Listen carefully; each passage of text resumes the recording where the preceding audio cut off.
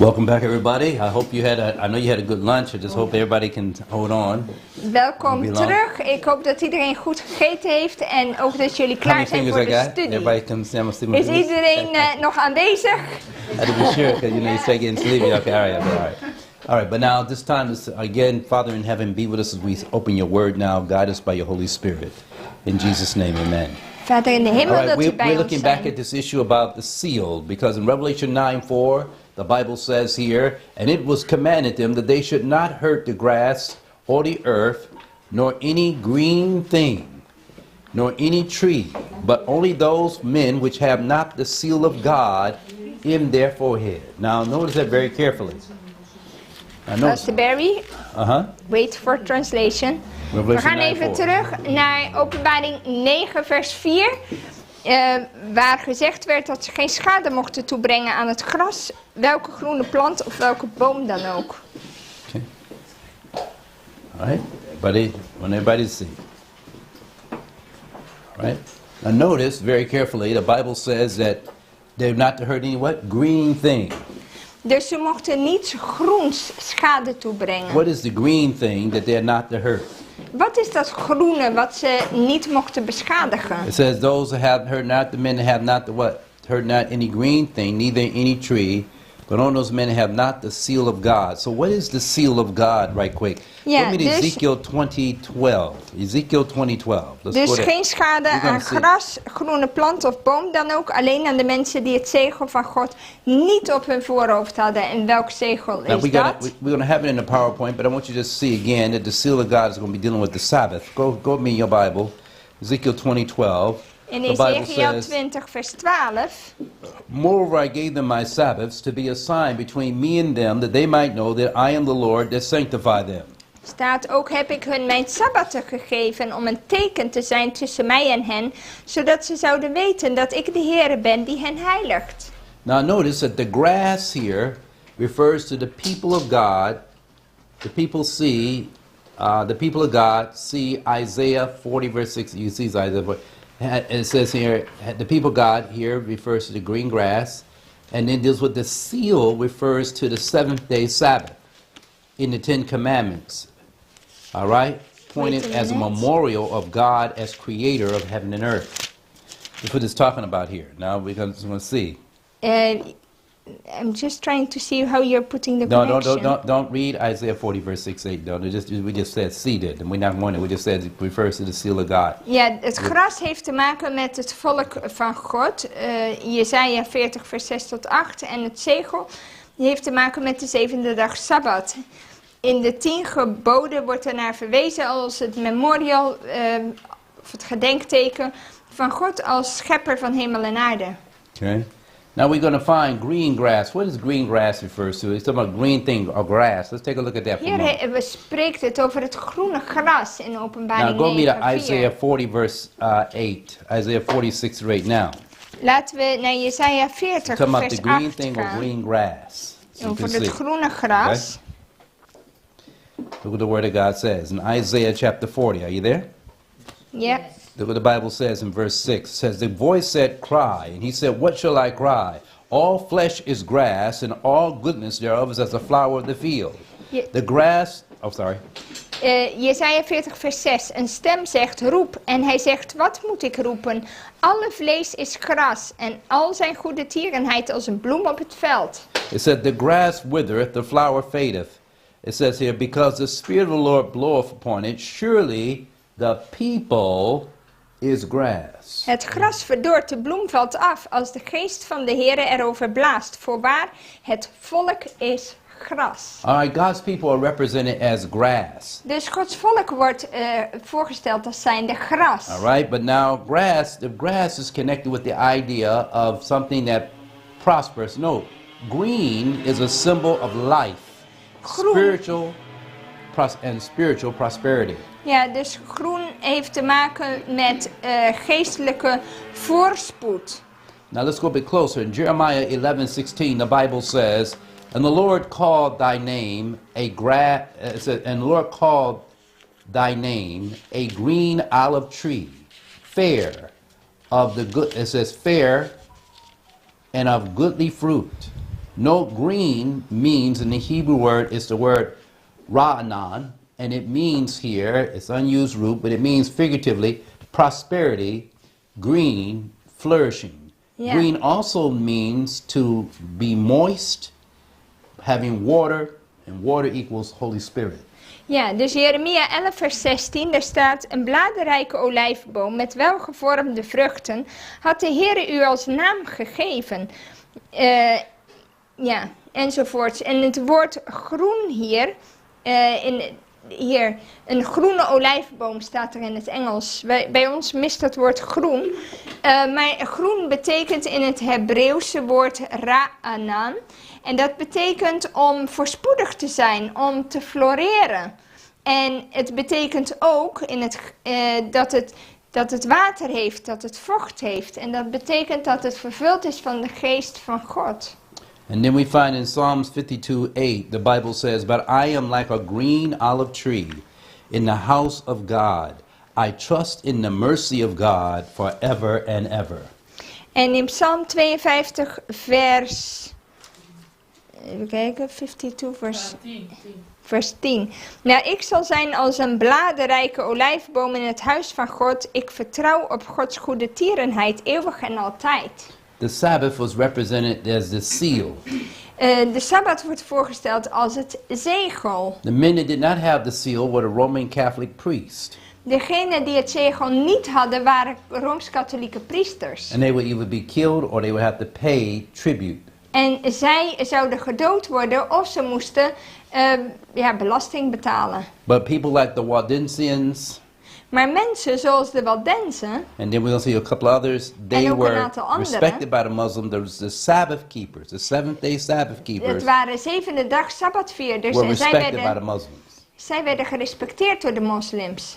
Notice what it says in Ezekiel 20:12. We got that 20:20 at the bottom. It says, "And hallow my Sabbaths, that they may be a sign between me and you, that ye may know that I am the Lord your God." In Ezekiel 20 vers 20, en heiligt mijn Sabbatten, dan zullen zij een teken zijn tussen u en mij, dat gij mocht weten dat ik de Heere uw God ben. Okay. Then it says here, historically, who were the green grass the Muslims respected? Historisch gezien, wie waren dat groene gras die gerespecteerd werd door de moslims? It says an account has already been given of the purity of doctrine and practice of the churches of the Church of the East, which is often wrongly styled Nestorian or Nestorius. Ja, er is al een verslag gegeven van de reinheid van leer en handeling van de kerk van het Oosten, die vaak foutief verwezen wordt als Nestoriaans of Nestorius. Mr. McClintock or Strong regards them as the Protestants of Eastern Christianity. Maar McClintock, the Christian Saint Thomas. Ja, McClintock en de Strong verwijzen naar hen als protestanten van het Oosterse christendom.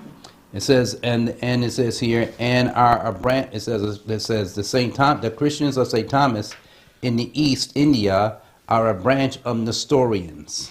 De christenen van Thomas in Oost-India worden gezien als een branche van de Nestorianen. Okay, and they are also named after the Apostle Thomas, who is supposed to have preached the gospel in that country. En ze zijn ook genaamd naar de apostel Thomas, die het evangelie bracht in dat land. Moving on, it says here, their rule of faith has been and is written of God. Now, for time's sake and also for translation, I'm not going to cover every slide. Ik kan niet alle slides I'm doorgaan, get to the main points, okay? want het duurt anders te lang met vertaling, maar hun dingen van geloof, hun basis van geloof was altijd het geschreven woord. Now, I want to give you this one though. In Portugal, when the Portuguese made a gesture of sending help to the Abyssinians, Toen de Portugezen hulp stuurden naar de Abyssinians, the Abyssinians were African Christians dat waren Afrikaanse of Ethiopia. christenen van Ethiopië.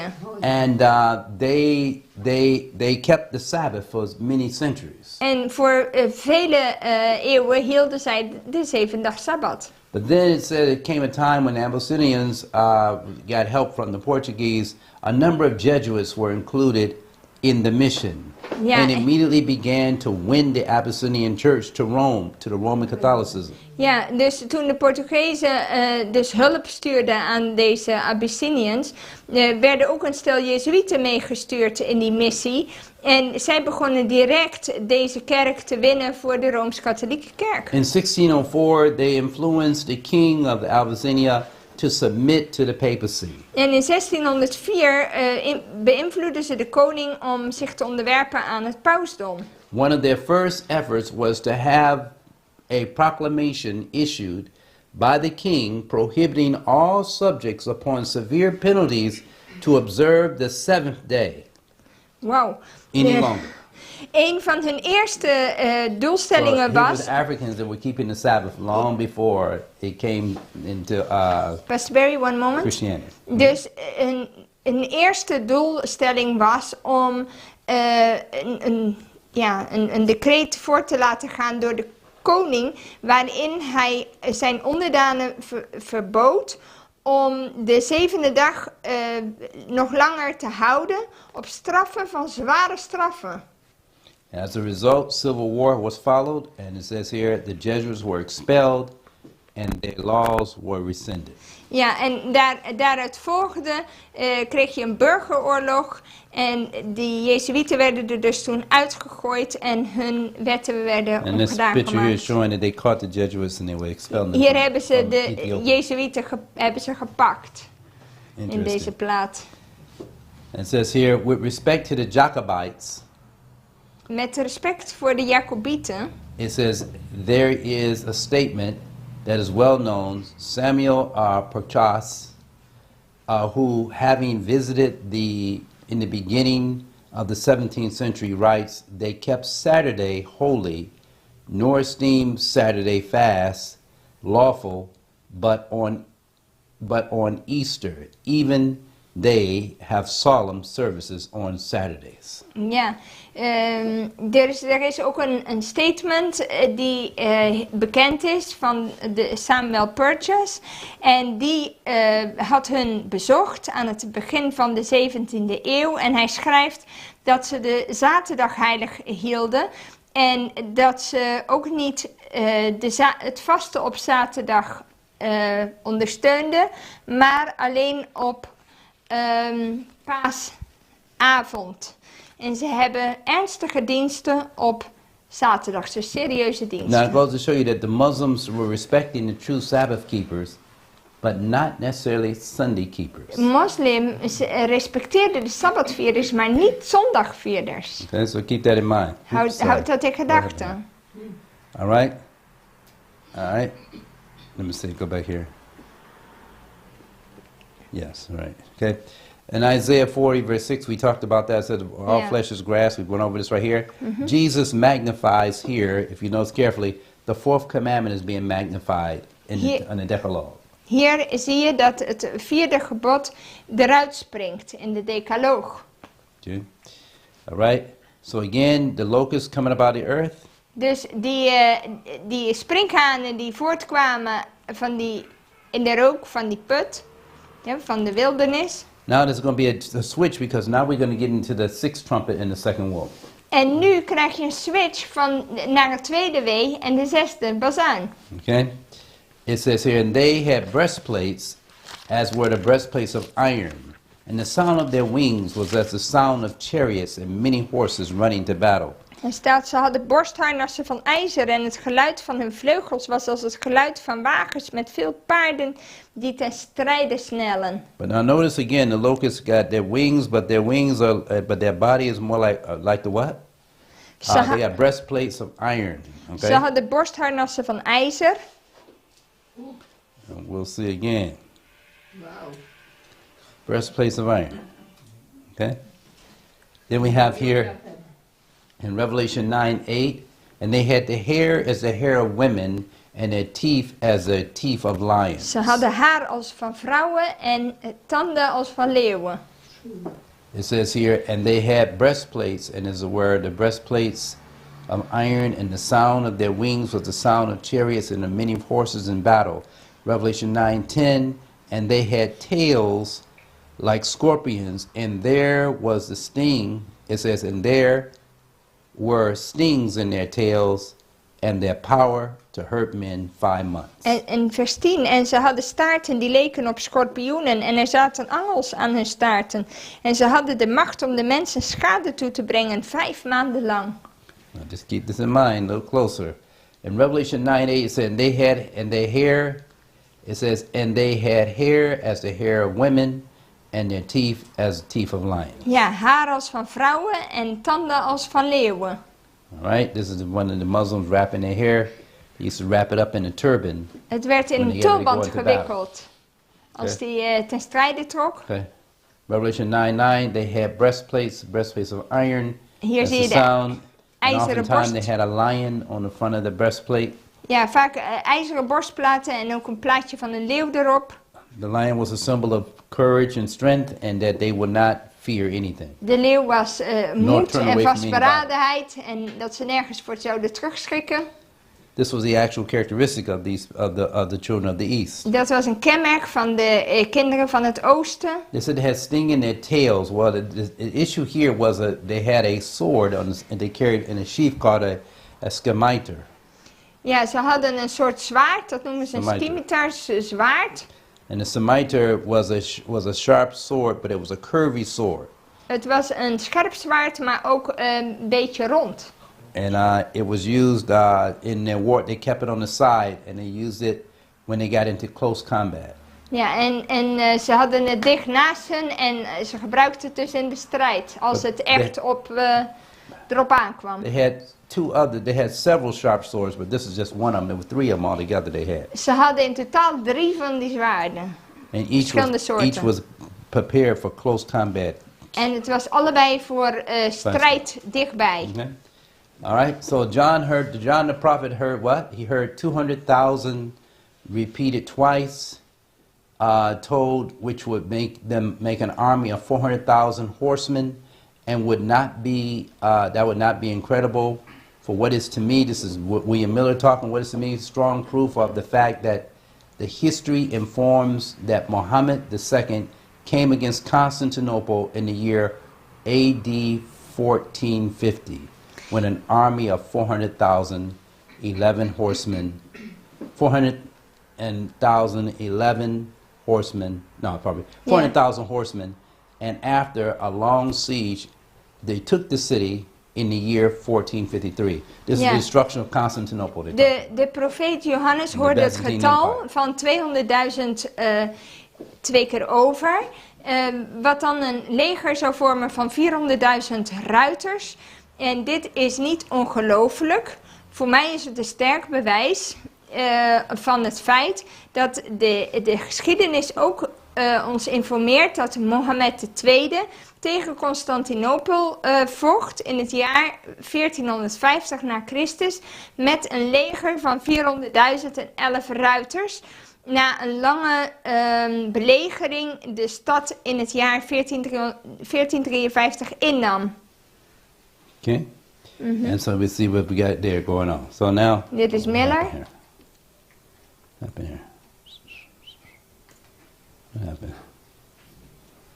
What happened here? Oh, I know what happened. Hold it. Wat zegt Steven? I said, wait. Okay, wait, okay. Yes. Oops, wrong slide. Wrong slide. That's not the one. Oh, that's in the beginning of the slide. That's in the beginning.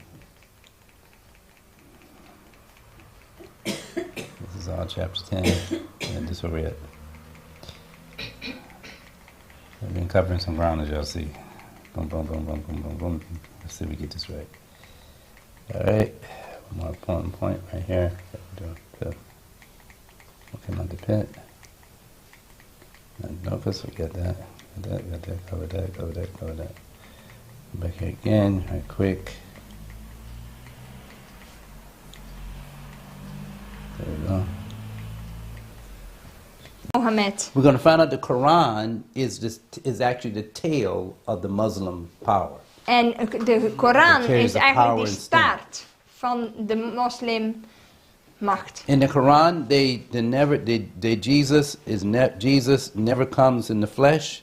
In de Koran zeggen ze Jezus komt niet in het vlees. They denies the Sabbath. Het They gelooft niet in deny de divinity of Sabbat Christ. They Ook de deny godheid humanity of Christ. van Christus, de mensheid And van they Christus. denies Jesus as the Son of God. En ook Jezus als de Zoon van God.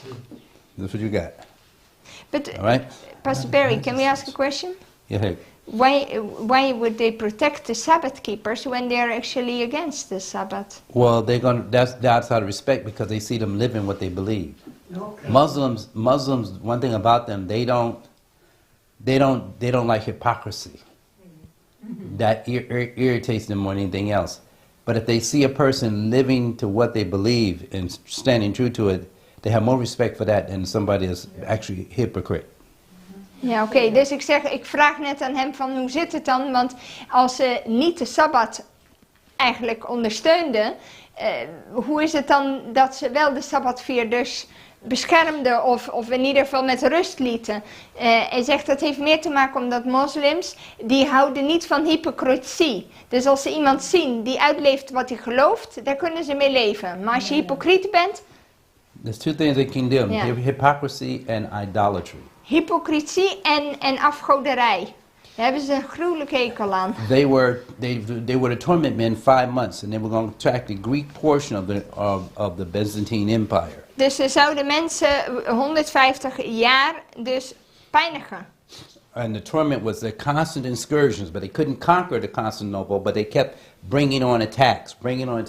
Ze konden Constantinopel niet veroveren, maar ze bleven wel met hun aanvallen komen.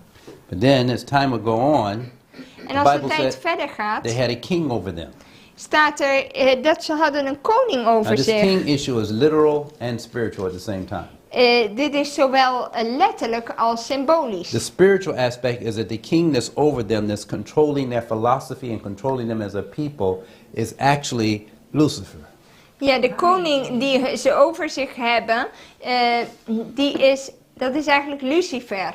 Die Because of bestemt the alles. fact, because what you're going to read, when it talks about a king, it says they had a king over them, and the angel of the he's called the angel of the bottomless pit, whose name in the Hebrew tongue was Abaddon, and in the Greek tongue he's known as Apollyon. Ja, want er staat, vers 11, ze hadden een koning over zich, de engel van de afgrond.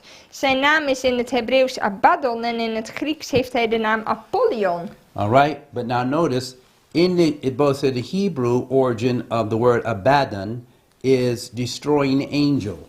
Maar Abaddon betekent in het Grieks vernietigende engel. And then in the Hebreeuws. Apollyon also means destroyer, that is Satan, Apollyon. En Apollyon betekent vernietiger ofwel Satan. Now, if you go to 1 Peter 5:8, Als je naar 1 Petrus 5 vers 8 the Bible gaat, said, "Be sober, be vigilant, for your adversary the devil is as a roaring lion walketh about, seeking whom he may devour." ja, wordt verwezen naar de duivel als zijnde brullende leeuw die zoekt wie hij kan verslinden. Okay, and then the Bible tells you in Revelation 12:12, "Woe unto the inhabitants of the earth and sea, for the devil is come down among you having great wrath, for you know if you have but a short time." En in Openbaring 12 vers 12 gaat het daarover dat wee de aarde en die de zee bewonen, want de duivel is naar beneden gekomen, naar u toe, in grote woede. Omdat hij weinig tijd heeft. Okay? So you want you to see again. Now, the Bible says here, and now that was the spiritual aspect. Now here's the literal aspect. Hier is het letterlijke They had a aspect. king over them, and the name of the first king who styled in history the founder of the Turkish Empire was Ottoman, or if it's Ottoman, or supposed to be Ottoman or Ottoman, from whom the empire took the name and has been called to this day the Ottoman Empire. Ja, en het letterlijke aspect ervan was dat de koning van de Turken was Ottoman en daar komt de naam Ottomaanse Rijk And the great, vandaan. it says, and great has been the distinction which this government has executed upon the world, and well may the empire be styled the destroyer in prophecy. Ja, groot is de destructie, de verwoesting die deze regering heeft gebracht over de wereld, dat het Rijk best vernietiger genoemd kan worden volgens de profetie met de naam Abaddon en Napoleon. Okay? And so one woe is past, and behold, there come two more quickly. Ja, dus 1 wee is geweest. Zie je, er komen nog Now 2 you might weeën. want to, if you're taking notes, you might want to write these dates down. Misschien Keep it in wil je mind. deze data even opschrijven It als says je at the close of, dingen this opschrijft. closes the fifth trumpet and the first woe, commencing at the foundation of the Turkish Empire in Bithynia. Dus dit sluit de 5e bazuin af en het eerste wee wat begint met de oprichting van het Turkse Rijk in Bithynië in het jaar 1299 na Christus.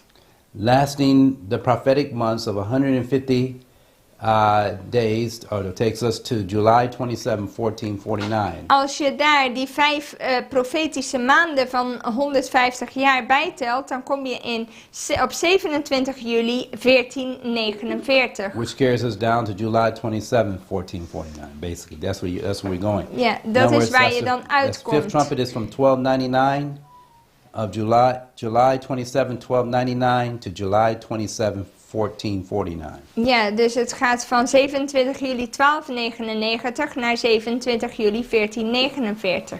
All right, so let's go here. 150 jaar. And one woe is past, and behold, there cometh what? Two woes more hereafter. Revelation 9:13 said the angel, it says, and the sixth angel sounded, and I heard a voice from the four horns of the golden altar which was before God. Het ene wee is voorbij gegaan, zie nog 2 weeën komen hierna. En de 6e engel blies op de bazuin en ik hoorde uit de 4 horens van het gouden altaar dat voor God stond 1 stem komen. Note, the four horns of the golden altar refers to the work of Christ's intercession in the holy place of the heavenly sanctuary. Dat gouden altaar staat voor het middelaarswerk van Christus in het hemels heiligdom. Meaning that the events of the fifth and sixth trumpets are taking place while Jesus is still in the holy place of the heavenly sanctuary. Dus dat betekent dat deze weeën plaatsvinden in de periode waarin Jezus nog het middelaarswerk doet in het heilige. Okay. Now, okay, the four horns. Okay, notice the four horns are going out. It says, and that voice said, "What? Loose the 4 angels. The 4 angels which are on the great river Euphrates." Now, watch Die- carefully. Ja, en dan staat in vers 14, die zei tegen de 6e engel die de bazuin had, maak de 4 engelen los die gebonden zijn bij de grote rivier de Eufraat. Now, what I want you to know is that sacred history is being repeated before your eyes. Nu zie je dat die geschiedenis zich herhaalt voor uw ogen. First of all, the locusts we found out were the children of the what? Want de sprinkhanen waren Children of wie? the east. De kinderen van Oké. het oosten. And that east is dealing with what? Middle East, correct? En dat heeft te maken met het Midden-Oosten. Everything that we're reading of these 4 angels is going to take place along the great river Euphrates. Alles wat we lezen gebeurt bij de grote rivier de Eufraat. But now these are the Turks or the Muslims, the Arabic world that we're Dit talking is about. de Arabische wereld waar we het over hebben. Now listen what it's going to say. It Kijk eens says wat the er 4 staat. angels we may reasonably conclude are representations of the 4 nations. How many nations? 4 Dus- nations that had embraced the Mohammedan religion and were now under the control of Othman. Ja, de 4 Ottoman. engelen. Wat we mogen concluderen is dat ze 4 naties voorstellen die de islam hadden omarmd. En die nu onder de beheersing van Ottoman stonden. Now notice, you have the Turks, that's 1. De Turken, The Tartars, that's 2. de Tartars, You have the Arabs de and the Arabieren Saracens. en de These are Saracenen. different. These are all Arabic nations, but they're different branches of the Muslim power. Allemaal verschillende branchen van de islam. And the territory that they're going to control is going to be Baghdad, En het gebied wat ze dus zouden beheersen was Baghdad, Aleppo, Damascus, Damascus. Iconia, which is almost Icona. almost near Syria. Dat is bijna bij Syrië. Once you get to it. Now, watch this. In 2001, we had the attack of the 2001 America experienced attack on the Twin Towers. Had je die aanval op de Twin Towers in Amerika. The Bible calls it they called it, Bush and them called it a terrorist attack. Bush noemde dat een terroristische aanval. Before we go any further, Voor we verder why gaan, does God allow terror to come on a nation? waarom laat God het toe dat terrorisme over een natie komt? Let's go to Leviticus 26. Leviticus And 26. let's see why terror can come on a nation, especially a Christian nation. Waarom komt terrorisme over let's een see. natie, vooral een christelijke natie? The Bible says here in Leviticus 26, 14 through 16. Leviticus 26 vanaf vers 14. But if you will not hearken unto me, Maar als u niet naar mij luistert and will not do all these commandments, en al deze geboden talking about niet God's 10 doet, commandments, and if ye shall despise my statutes, als u mijn verordeningen verwerpt and your soul abhor my judgments, so that ye will not do all my commandments, en als uw ziel van mijn bepalingen walgt, but zodat you u, break geen, my covenant. zodat u geen enkele van mijn geboden doet door mijn verbond te Now, verbreken. before you go any further, Voor we let's be verder sure. gaan. He said, break my covenant, right? Dus God had het over het Keep your finger verbreken in van het Leviticus and go to verbond. Deuteronomy 4:13. Ga Keep nu, your hou finger in uw vinger Leviticus and go to hier Deuteronomy 4:13. en kijk in Deuteronomium 4 vers 13. And he declared in his covenant, which he commanded to perform, even 10 commandments, and he wrote them on 2 tables of stone. Ja, en hier... Wait a moment. Ja, 4 vers 13. Daar staat... hij maakte u zijn verbond bekend dat hij u beval te doen, de 10 woorden, en hij schreef ze op 2 stenen tafelen. And so we find that God's covenant is 10 commandments. Dus Gods verbond Now zijn what zijn happens if you break the 10 commandments? Look at geboden. verse 16 now. Kijk nu in vers 16 in Leviticus 26. I will do this unto you. Dan zal ik zelf dit met u doen. I will even appoint over you terror. Ik zal verschrikking over u brengen. Consumption. Tering. Now this is, notice you got the issue of fear and then disease. Je hebt angst, heb je verschrikking en je hebt ook ziekte, tering en koorts. What has happened to America and the world in the last 20 years? Wat is er met In the Amerika last en de 6 wereld years especially? gebeurd in de laatste 6 Last 20 jaar? years going into 6 years? In the last 6? We've had fear, We hebben angst gehad 2001. in 2001 Then we had, and by Met die Twin 2020, Towers? we have what? en daarna hadden we 2020. Disease, We hadden ook ziekte, pandemie, pestilence, pestilens. pandemic. Ja. All that's come, and why does that happen? En waarom gebeurt dat? Because the nations reject God's commandment. Omdat ze Gods geboden aan de kant hebben gezet. And that's what's going on, big picture. Dat is het grote So in plaatje. in Luke 21, Dus als je kijkt in Lucas when the 21, Bible says that there will come fear, dat er vrezen zou zijn. the Bible says men's hearts will fail them for fear, means for terror. Mensen zijn bang. Luke the 20 was Luke 17. Let me be sure I got the wrong one. Maybe this one here. But it Verse tells- 26. It's 17:26. No, it is 21:26. 21:26, right. 21:26. Men's hearts fail them for fear, and for looking after those things coming upon the earth, for the powers of heaven shall be shaken. Ja, dus Lucas 21 vers 26. En het hart van de mensen zal bezwijken van vrees en verwachting van de dingen die over de wereld zullen overkomen. Want de krachten van de hemelen zullen heftig bewogen worden. And if you break down this issue about Luke 21:25, when it says, "And there shall be signs in sun, moon, and stars, and upon the earth distress of nations with perplexity." Ja, als je kijkt naar het voorgaande vers over tekenen in zon, maan en sterren en op de aarde benauwdheid onder de volken. When you break that word distress of nations down, it means a restriction of liberty. En als je kijkt naar die benauwdheid, dan zie je dat dat slaat Will be op given among the nations. een beperking van vrijheid. And now, this is not coming from God. This is not. That's not coming from God, that restriction of liberty here. This is the Die restriction of liberty that man is putting on society. En deze beperking van vrijheid komt niet van God, maar van de mensen. Along with men having fear En mensen zijn bang. because of rejection of God's law. And what do the, Hoe komt dat? Omdat ze Gods wet hebben and what do the verworpen. Protestant ministers say? We don't have to keep the commandments. Daarom zeiden de protestanten van, we hoeven de geboden niet meer te houden. The Sabbath is for the Jews. De Sabbat is voor de Joden, kom op. That's not under us. Dat is niet voor ons. And yet at the same time they said the law was nailed to the cross. En ze zeggen, hey, de wet is aan het kruis genageld. We're not under the law, we're just under We grace. zijn onder de genade, What are they niet onder de doing? wet. They're making void the law, which is bringing terror and anarchy and immorality in this community and in society. Wat zijn ze eigenlijk aan het doen? Ze maken de geboden van nul en geen waarde, waardoor immoraliteit en alle kwade dingen in de samenleving toenemen. So let me get you there. We're going right quick. So we find that we got looking at the fall of Constantinople in 1453. In 14? 1453. Ja, in 1453 heb je dan de val van Constantinopel.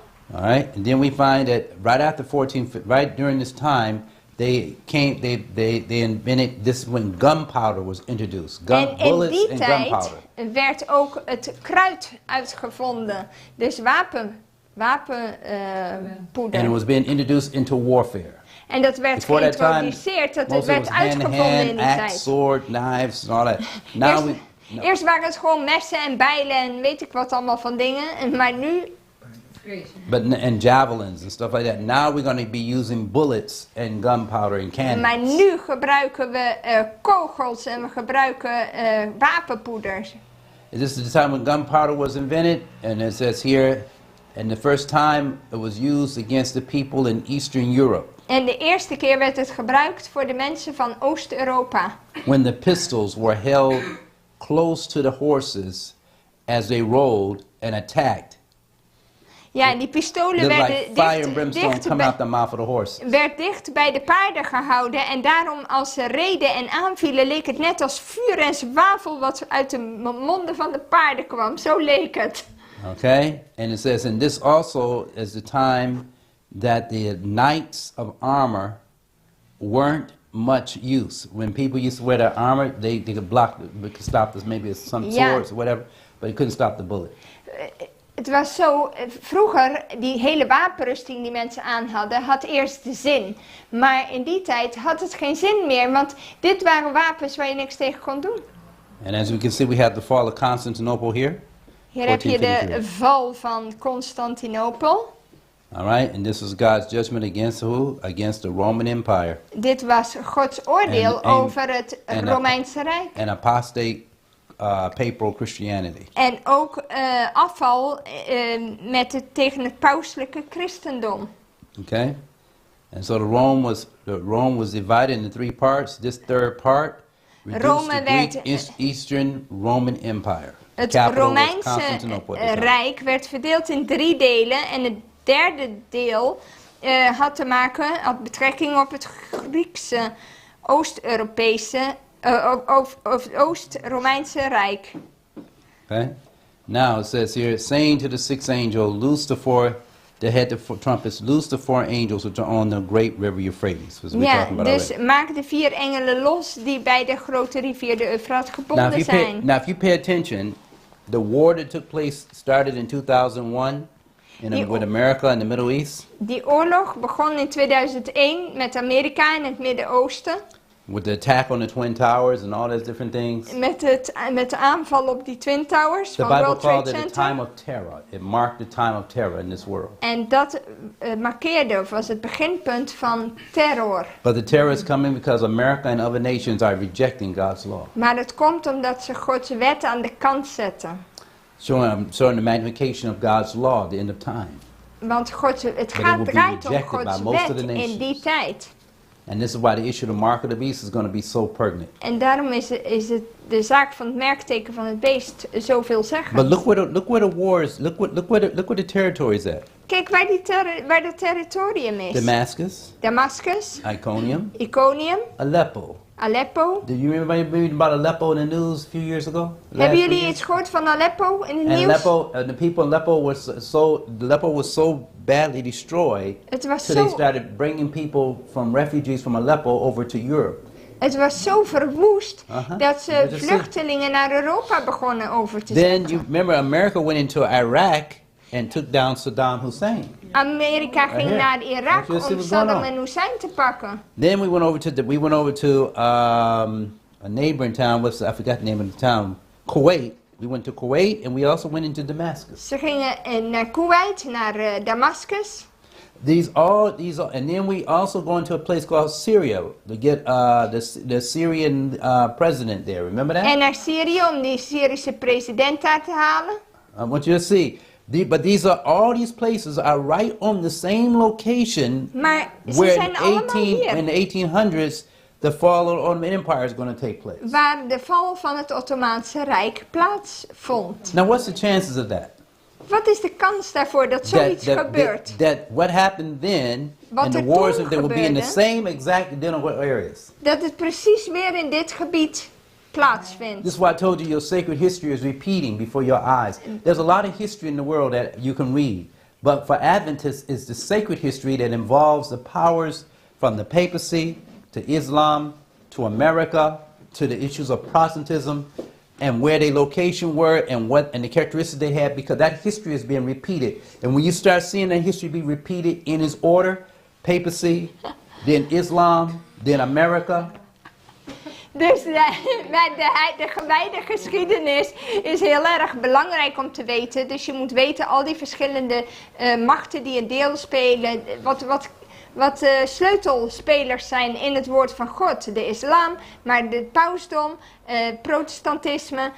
Al die verschillende groepen en waar het zich afspeelde. Dat moet je goed in gedachten hebben. Now, why am I saying that? Because if you go back to your history and you study Daniel 2 carefully, Want als je teruggaat naar je geschiedenis en je bestudeert Daniel 2 nauwkeurig. in the coming in the 1840s, especially, you're going to have papacy. Je hebt het pausdom daar, You're going to have Islam. islam, You're going to have the issue of America. Amerika.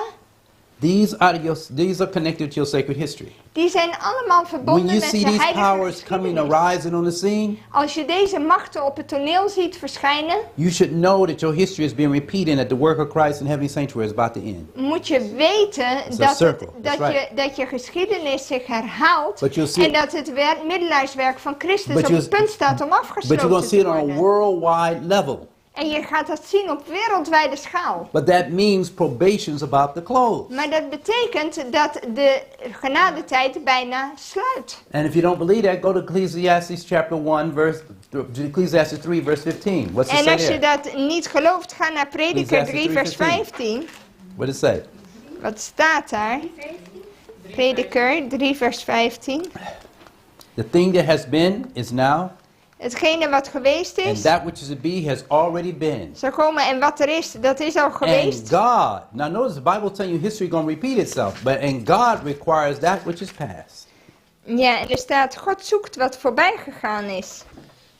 So as you're looking at this history, you're not just looking at some history, you're looking at your history, because this happened prior to the third angel's message being preached. U kijkt And, naar uw geschiedenis en de dingen die gebeurden voordat de drie-engelenboodschap werd gepredikt. and this happened in the previous two woes. Dat gebeurde in de voorgaande 2 weeën. But under the seventh trumpet and third woe period, all your history will be repeated, but it'll be worldwide with the same players that were in the beginning. Maar met de zevende bazuin en de derde wee zullen al die spelers weer opnieuw op het toneel komen en gecombineerd weer voorkomen. De geschiedenis zal Just zich want you to see. herhalen.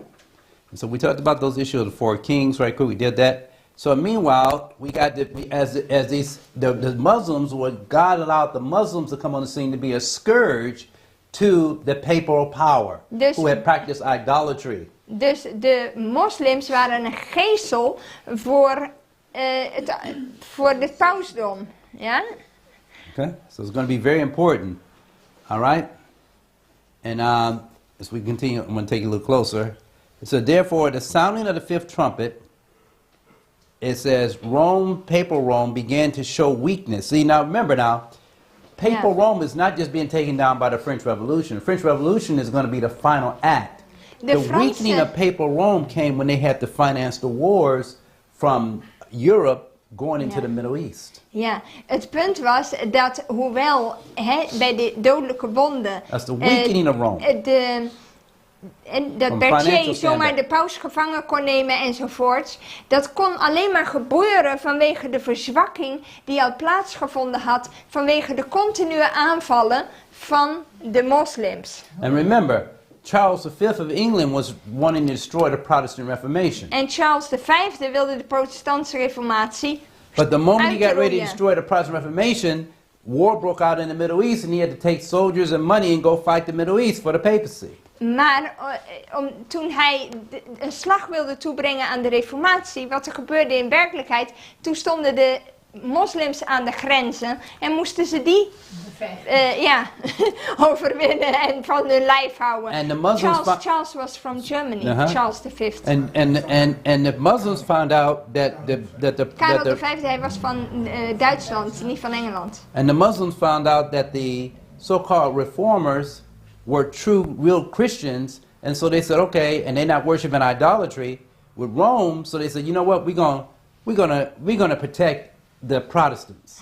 Ja, en omdat de moslims zagen dat de protestantse christenen niet aan afgoderij deden en ook dit hele systeem niet ondersteunden, zeiden ze, weet je wat, we gaan hun beschermen.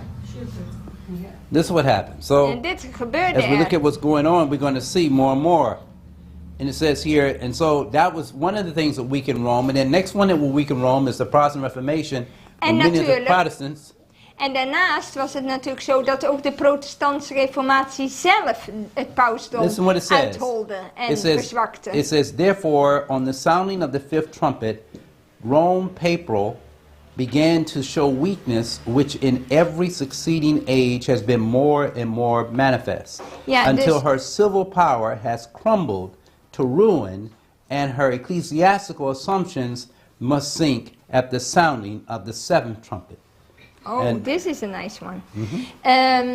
Dus bij het luiden van de vijfde bazuin begon het pauselijke Rome zwakte te vertonen die steeds en steeds erger werd totdat haar burgerlijke macht geruïneerd was en haar kerkelijke aannames moesten zinken tot het klinken van de zevende bazuin en dan zullen ze ook nooit meer opstaan. Ja. Dus dat is het eind van, bij de zevende bazuin is het eind van pauselijke Rome. This is what you En we get. zitten nu in de zesde. And so the Bible said they had tails like scorpions, tails like unto scorpions, and their sting was in their tails, and they had power to hurt men 5 months. What does this represent? Isaiah 9:15 said, the ancient and honorable, he is the head, but a prophet that teacheth lies, he is the tail. Ja, hier zie je het bewijs even And the Quran van de is the book that they staart. use to sift in their Jesaja lies. 9 vers 15. Waar staat hier? Jesaja 9. 9:15. Wait a moment. 9 vers 15. Even kijken. No, it's verse 14 in Dutch. Vers 14, de oudste en aanzienlijke, zij zijn de kop en de leugen onderwijzende profeet, hij is de staart. Okay. Oh ja. All right, so this is when it how about in Revelation 9:17. I saw the horses in the vision, and them that sat on them, having breastplates of fire and janesed and brimstone, and the heads of the horses were as the heads of lions, and it says, and out of their mouths issued what? Fire and smoke and brimstone. En in dit visioen zag Because ik of the de way they paarden. held the gun, right where the horse is, right near the horse, while they're shooting, crouched down, it looks just like fire and Ja. Dus, en in dit visioen zag ik de paarden en hen die erop zaten al dus. Ze hadden vuurrode en de rookkleurige en zwavelkleurige borstharnassen. En de hoofden van de paarden waren als leeuwenkoppen en uit hun mond kwam vuur, rook en zwavel. Dat kwam door die wapens en die nieuwe techniek die uitgevonden was met die kogels, maar met dat vuur ook. It Dat says wapenpoeder. Dus het leek net alsof die paarden vuur spuwden, maar dat was niet zo. Dat Zo. waren die wapens. so by these three was the third part of men killed. En by door fire deze, and by the smoke and by the brimstone which issued of their mouth. This is the fall of Constantinople is describing door still. deze drie werd het derde deel van de mensen gedood. Door het vuur, de rook en de zwavel die uit hun mond kwam. And their power was in their tails, okay? So we see Ja, that. en de macht Okay? zat in hun staarten. So again, they went forth shooting this induction of rifles and gunpowder and guns. Ja, ze hadden dus geweren met wapenpoeder erin. Okay? All right, so now, in Revelation 19:19, now, why was it important? Because God raised Islam up at that time. He allowed them to come to be a scourge to the papacy, who was leading the people into idolatry and murdering those who rejected her teachings. Ja, waarom liet God dit toe? Omdat het pausdom aan afgoderij deed en diegenen vervolgde die het woord van God brachten. And it says, for their power was in their mouths, and in their tails, for their tails were like unto serpents, and it says here, and their heads like unto the heads, and it says, and with them they do hurt. Vers 19, want hun macht ligt in hun mond en in hun staart, want hun staarten zijn als slangen, met koppen eraan, en daarmee brengen ze schade toe. And the rest of the men that were not killed by these plagues, En de overige mensen die niet door deze plagen werden yet gedood, repented not of their works of their hands, bekeerden zich niet van de werken van hun handen. that they should not worship devils. Pay attention now. Not worship what? En dan let Devils op, ze bleven de demonen and aanbidden. idols of En- gold and silver and brass and stone and of wood, En de gouden, zilveren, koperen, stenen en houten afgoden, which neither can see nor hear nor walk. die niet kunnen zien, horen of lopen. It says here, verse 21, neither repented. Now they didn't repent. Notice, neither repented they of their murders, nor of their sorceries, nor of their fornication. Now sorceries takes in not only spiritualism, but it takes in pharmakia. Ja, ook bekeerden zij zich niet van hun moorden, hun tovenarij, hun ontucht en het plegen van diefstal. En het woord tovenarij is het woord pharmakia. Because when you study the history of Rome, papacy, you begin to find out that nobody could practice medicine during the ages of dark ages except they were approved by the priest. Niemand kon namelijk in de middeleeuwen arts zijn tenzij hij een goedkeuring had van het pausdom. And the papacy was so the papacy controlled the pharmaceutical industry. Zij hadden de controle over And de the idea farmacie. of right to help people with medicines, Om mensen te helpen met medicijn. along with practicing devil worship, idolatry, and spiritualism. Ja, en ook met afgoderij en spiritisme. All right? And then if you didn't agree, they confined you to the flames and burned you at the stake. En als je het niet mee eens was, dan werd je opgepakt en dan kwam je op de brandstapel. Wees. Okay? Right. Meanwhile, the papacy had also got with King Charles V. Luther was considered an outlaw, and they wanted to stop the Reformation that him and John Wycliffe and Melanchthon and others were putting on. In the meantime, they had to constantly also deal with the issue of the Ottoman Empire coming on the front.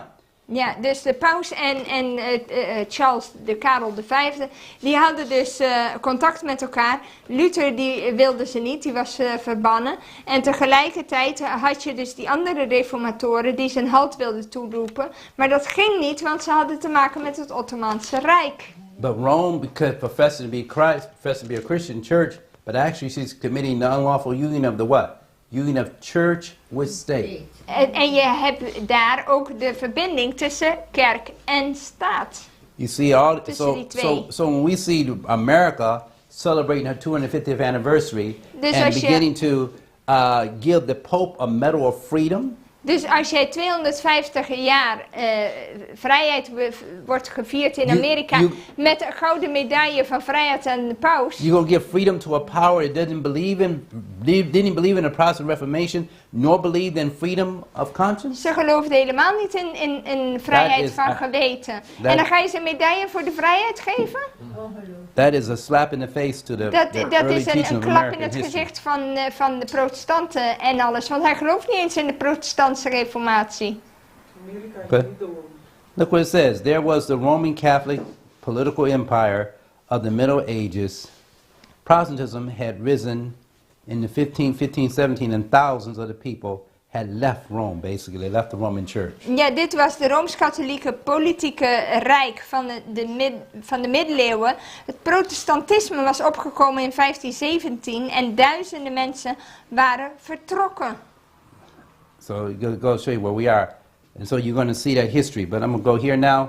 Luther nails his 95 Theses to the door Hier of heb Wittenberg. je Luther met zijn 95 stellingen. This was the time when Wittenberg. in the church of Thyatira where In Rome de could tijd have van repented Thyatira was dit. through the Protestant reformers, but they didn't. They did- didn't repent. No, they didn't Ze repent. bekeerden zich niet. And this, let me tell you what's going on here. It says that this is connected to the church of Thyatira. Dit is verbonden met de kerk van Thyatira. Remember now, so the time period is what? 1299 to 1449. Dit is in de periode 1299 tot 1449. And then you got Thyatira was from 538 to 1798. En Thyatira was van So she's in the same time 538 frame. tot... Till, which one? Till Thyatira is in the, as in 1798. 538 1798. 538 1798. 538 tot 1798, Thyatira. Dat was de 1260 jaar And remember now, watch this. van pauselijke The sixth overheersing in trumpet, de you're in middeleeuwen. the sixth trumpet in the second woe period. En je bent hier in de zesde bazuin en de tweede The wee. first trumpet was from 1299 to 1449. Want dit was de eerste wee en de vijfde In bazuin hier. 1400, John Wycliffe was bringing about he was the morning star of the Reformation. In deze tijd kwam Wycliffe op, die de morgenster van de Reformatie werd genoemd. Then by 1517, En 1517, which is now taking you into your sixth trumpet era dat is al in het tijdperk van de zesde and bazuin your second woe, en de tweede wee. moving on up, from 15 going into 1798 and beyond, you're in your sixth trumpet and second woe period. Ja, dus je bent dan al in de zesde bazuin en tweede wee periode. All right, so in Revelation 22:20, this is what God says. In Openbaring 2 vers 20, And you're going wat to see zegt de some of the Heer? same wording. You got to pay attention. En let op. It says here, notwithstanding, I have a few things against it because thou suffered that woman who? Jezebel. Maar ik heb enkele dingen tegen u, dat u de vrouw Izebel haar gang laat gaan. Who is Jezebel? Wie is die Izebel? She's a daughter of Ifbal. I think it's Ifbal. Etbaal, ja. Etbaal, Ze is de who dochter van who was Etbaal. a Baal worshipper. Hij was een Baal-aanbidder And they worshiped the sun. en ze aanbaden de zon. So when God shows Jezebel, it's talking about the papacy, and the papacy is also a sun worshipper. Dus, en Izebel hier verwijst naar het pausdom, omdat ze ook That's why they bring that zondagsaanbidders Ramesses and the Pope is walking like Zondaanbidders. that. He got all them rays coming. That's the sun worship you're talking about. The Zon- wafer that he zondaanbidding. give you, that's sun worship. You're not giving you're not getting a square wafer. You're getting a little round white wafer. Ja, That's sun waarom worship. krijg je de buddy. hostie, een ronde hostie? Voor Okay. wat? Look a little closer. And then it shows very It's the clearly. sun. It says here, calleth herself a prophetess, and Die teacheth zegt- and seduceth the servants to commit what? Fornication. What's the fornication at this time? The union of church and state. En ze misleiden mijn dienstknechten zodat ze hoererij bedrijven en afgodenoffers eten. Dus wat is hiermee aan het doen? Dat is de verbinding tussen kerk en staat, die hoererij. Okay. Then you have here, eat things sacrificed to what? Idols. En afgodenoffers eten. And she repented not of what? Her idols. Okay. En ze Look carefully. bekeert zich er niet van. It says, and I gave her space to repent of her fornication, church and state, and she repented not. It says here, space means time. So Ik what heb was haar- the time that God gave for Thyatira to repent? How much time did he give her? En ik heb haar tijd gegeven opdat zij zich van haar hoererij zou bekeren. Maar ze heeft zich niet bekeerd. Hoeveel tijd om zich te bekeren van kerk en staat kreeg Thyatira Because hier? Thyatira is the church of Rome. Want het is de kerk van Rome in die periode. Rome rose to power in 508. 1260 years. No, Rome rose to power in 508. Oh, She became fully established in her power by 538. ja, oké. Ze begon dus in het jaar 508, maar in het jaar 538 zat ze pas goed en wel in het zadel. So you cover two time frames, 1290 and the 1260 year period, Dus je both hebt- ending in 1798. Je hebt de 1260 en de 1290 periode. 508 to 1798 is 1290. Van 508 tot 1798 is de And 1290 jaar. 538 to 1798 is your 1260. En de 30 year difference 538 between tot the 1798 is de 1260 jaar. And then the Bible tells us one other thing. En And de he has Bijbel space to zegt- repent, time of space of repent of our fornications, a union church and state, and our idols and murders. That's dealing with martyrdom and killing God's people, sorceries and spiritualism and thefts, because they would take the lamb from the Christians and sell it. Ja, en de staat ze heeft money tijd van. gekregen om zich te bekeren van de hoererij. Dat houdt in de vereniging tussen kerk en staat, van haar afgoderij, van haar moorden, want ze vermoorden Gods volk, van haar tovenarijen, spiritisme en ook diefstallen, want het land werd geconfiskeerd en de bezittingen van de christenen werden geconfiskeerd. And during all this time, she claimed the right over men's conscience. En de hele tijd claimde zij het recht over mensen hun And geweten. this was rightly called at that time the Dark Ages. Dat noemde je de donkere middeleeuwen. All right? And the same thing is happening now. En In dat Western gebeurt nu Rome, ook. the papal Rome repented not of her fornication and idolatry. Ze bekeerde zich namelijk niet van haar hoererij en afgoderij. God, by using the Muslims as a scourge and the judgments on the papacy, was seeking to bring them to repentance. Ja, door de moslims te gebruiken als een gezel en door de oordelen over het pausdom probeerde hij hen tot bekering te brengen. Then he rose up Protestant Reformation to bring repentance, and finally he brought judgment again. Papal Rome in the French Revolution, and Papal Rome being wounded in 1798 by the power supposed to be by Napoleon. By Napoleon. By Napoleon taking away the civil power, which was her fornication. Ja, dus en ook via de protestantse reformatie om die bekering te bewerkstelligen. En uiteindelijk kwamen de oordelen weer over het pauselijke Rome in de Franse revolutie.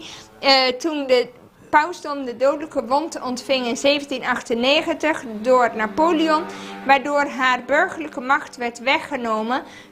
En ook die hoererij tussen het pausdom, liever gezegd kerk en staat. Pope was taken Combineerd. prisoner in 1798. He died in Venice, France, 1 year later in 1799. En uiteindelijk stierf hij als gevangene in Frankrijk in 1799. And so, saying to the four angels, loose the four angels which are on the forward, which are on the bound on the great river Euphrates, and the four angels will loose for what? An hour, a day, a month, and a year. Ja, en hier zie je, oh wait, which verse was that? 14? Uh-huh. Ja, het gaat over die 4 engelen die gebonden zijn en die losgemaakt werden. En er staat, ze waren in gereedheid gehouden tegen het uur en de dag en de maand en het jaar. Now, we already found out a day equals a year in Bible prophecy. Een dag is een jaar, nietwaar? An hour is 24 parts of the day, and that's an hour divided by 360 equals 15. Een uur, dat is het 24ste deel van een dag, is 24 divided by 360. We know what day is a year?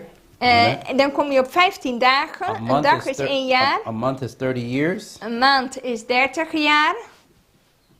A year is 360. En een jaar staat voor 360 jaar. 360 years is this point. Now we say 360 plus Nou, 30 plus 1 is going to be 391 years. Dus als je and al die 15 jaren days. bij elkaar optelt, plus die 15 dagen, dan kom je op 391 jaar en 15 dagen. Now the Muslims first entered the territory of Nicromania in 1299. We talked about that a minute ago. De moslims Plus- zaten dus eerst, where they entered?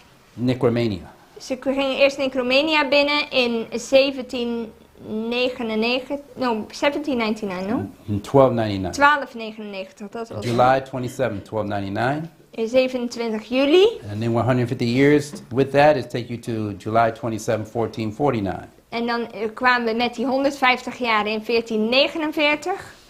And then from to July, So this when they had the battle of Bethlehem in July 27, 1299. That's when they fought. Dat was in toen Nicromania. de strijd van Baphium, heette dat. Then from 1299, 150 years, Dus die take us to 150 July jaar 27, erbij, 1449. kom je in 1449 In terecht. 1449, the Muslims had taken over the eastern portion of the Roman Empire to such a degree that John Polygus, the next Greek emperor, had to ask permission from the Sultan before he could sit on the throne in Europe for the Greek power of Ja, the ze Byzantine hadden al Empire. zoveel macht gekregen dat hij aan de sultan netjes permissie mocht vragen of hij wel op die troon mocht zitten.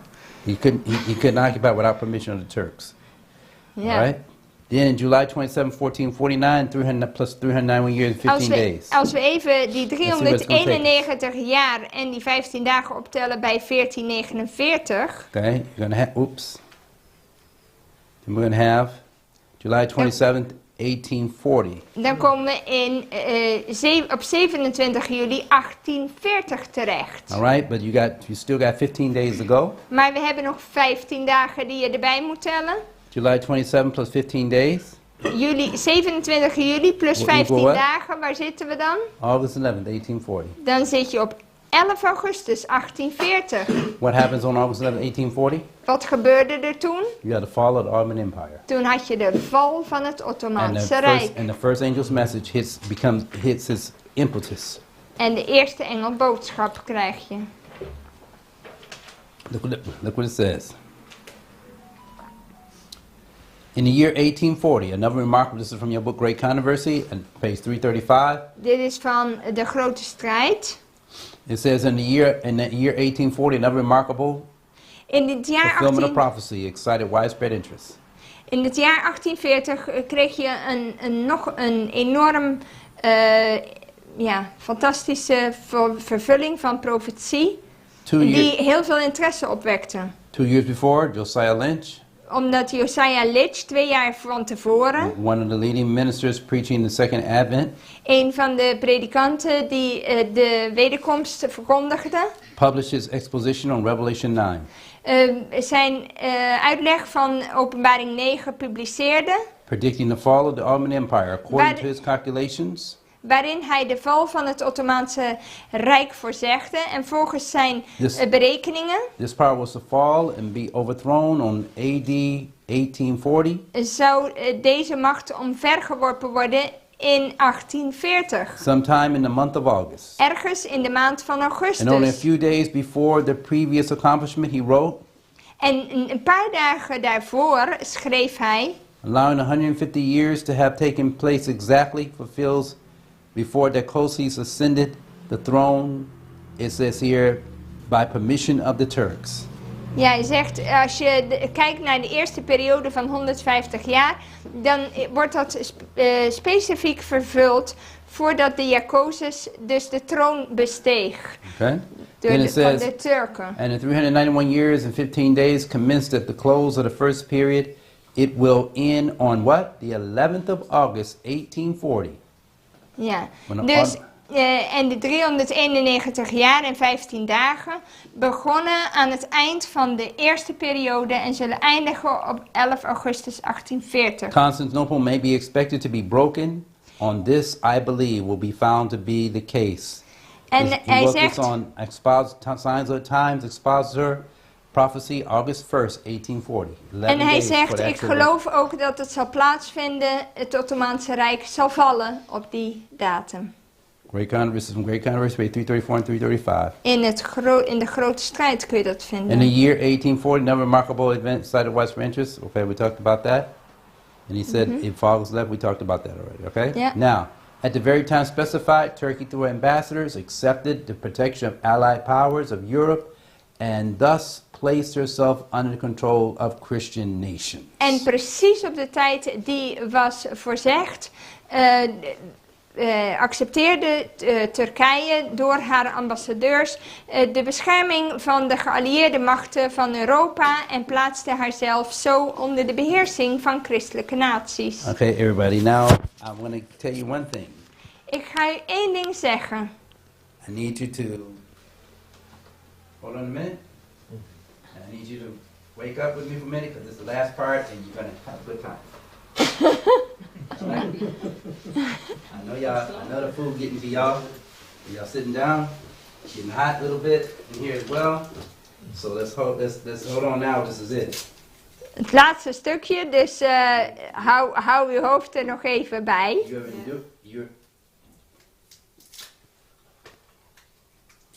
You've endured the fight of your life today. Je hebt het gevecht van je leven overleefd Y'all got some vandaag. good troopers. I see y'all fighting over there in the corner. Yeah. I know the feeling. But now, what I want you to see now is this. We're coming to the end of the prophecy of the sixth trumpet in the second world period. Maar we komen aan het eind van de zesde bazuin en de tweede wee. Now, question. If you lose your power, are you in control? Als je je macht verliest, If you lose your independent sovereignty as a nation, ben jij dan nog degene die het bestuurt? are you in control? No. Well, who's in control? Wie heeft de controle dan?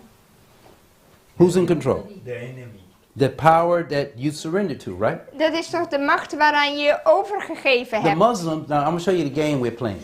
En let op het spel wat hier The gespeeld wordt. Muslims surrendered to the European powers. De moslims gaven zich over aan de Europese machten. The European powers allowed the Muslims to stay seated in their territory, but under their control. En ze lieten de moslims wel toe in hun functies te blijven, maar zij hadden het werkelijke zeggenschap. And the Muslims now were controlled, and therefore their trade route, the Strait of Hamas, was now they were overseers over it, but it was actually being controlled by the European powers. Zij waren dus overzieners. Eventjes, als je even de geschiedenis herhaalt, dan zeggen ze mochten wel overzieners blijven van de straat van Hormuz, maar wie hadden eigenlijk het zeggenschap? De Europese machten. So these so-called Christian nations, Dus deze zogezegde christelijke naties, Engeland, Great Britain right here. Groot-Brittannië hier, You have France, Frankrijk, you also had Germany, Duitsland, and you had Russia, Persia. Pruisen, dus Rusland. These were the four nations that they surrendered to. Ze gaven zich over aan deze machten. They never regained full power and independence again. Ze hebben nooit echte macht en onafhankelijkheid meer teruggewonnen. So if I surrender to these people, Als ik aan deze mensen me overgeef, and they begin to call the Muslims the sick men of Asia, en de sick men, the sick man of Asia, en ze beginnen de moslims de zieke mannen van Azië te noemen, they had lost their power ze of hadden hun independence. macht verloren. Their 400-year rule had now come to an end Hun regeringsperiode was aan zijn eind gekomen. because the house got divided. Want het huis werd verdeeld. And the king, and Mehmed, who was the actual sultan at that time, En Mehmed, die de sultan was in die tijd, and this guy name was Ali en deze man heette Ali of Egypt, van Egypte, he rebelled against him.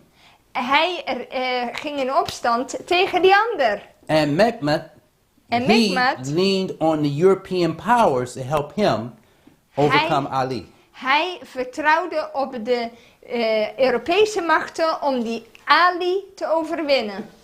And as now, I'm saying this for a reason, so you get the point now. Let op dat je het punt krijgt. So while they say that, while Trump and all them say that the Strait of Hamas is being controlled by the Muslims, and they won't let us through, and we're gonna bomb Iran and all this stuff.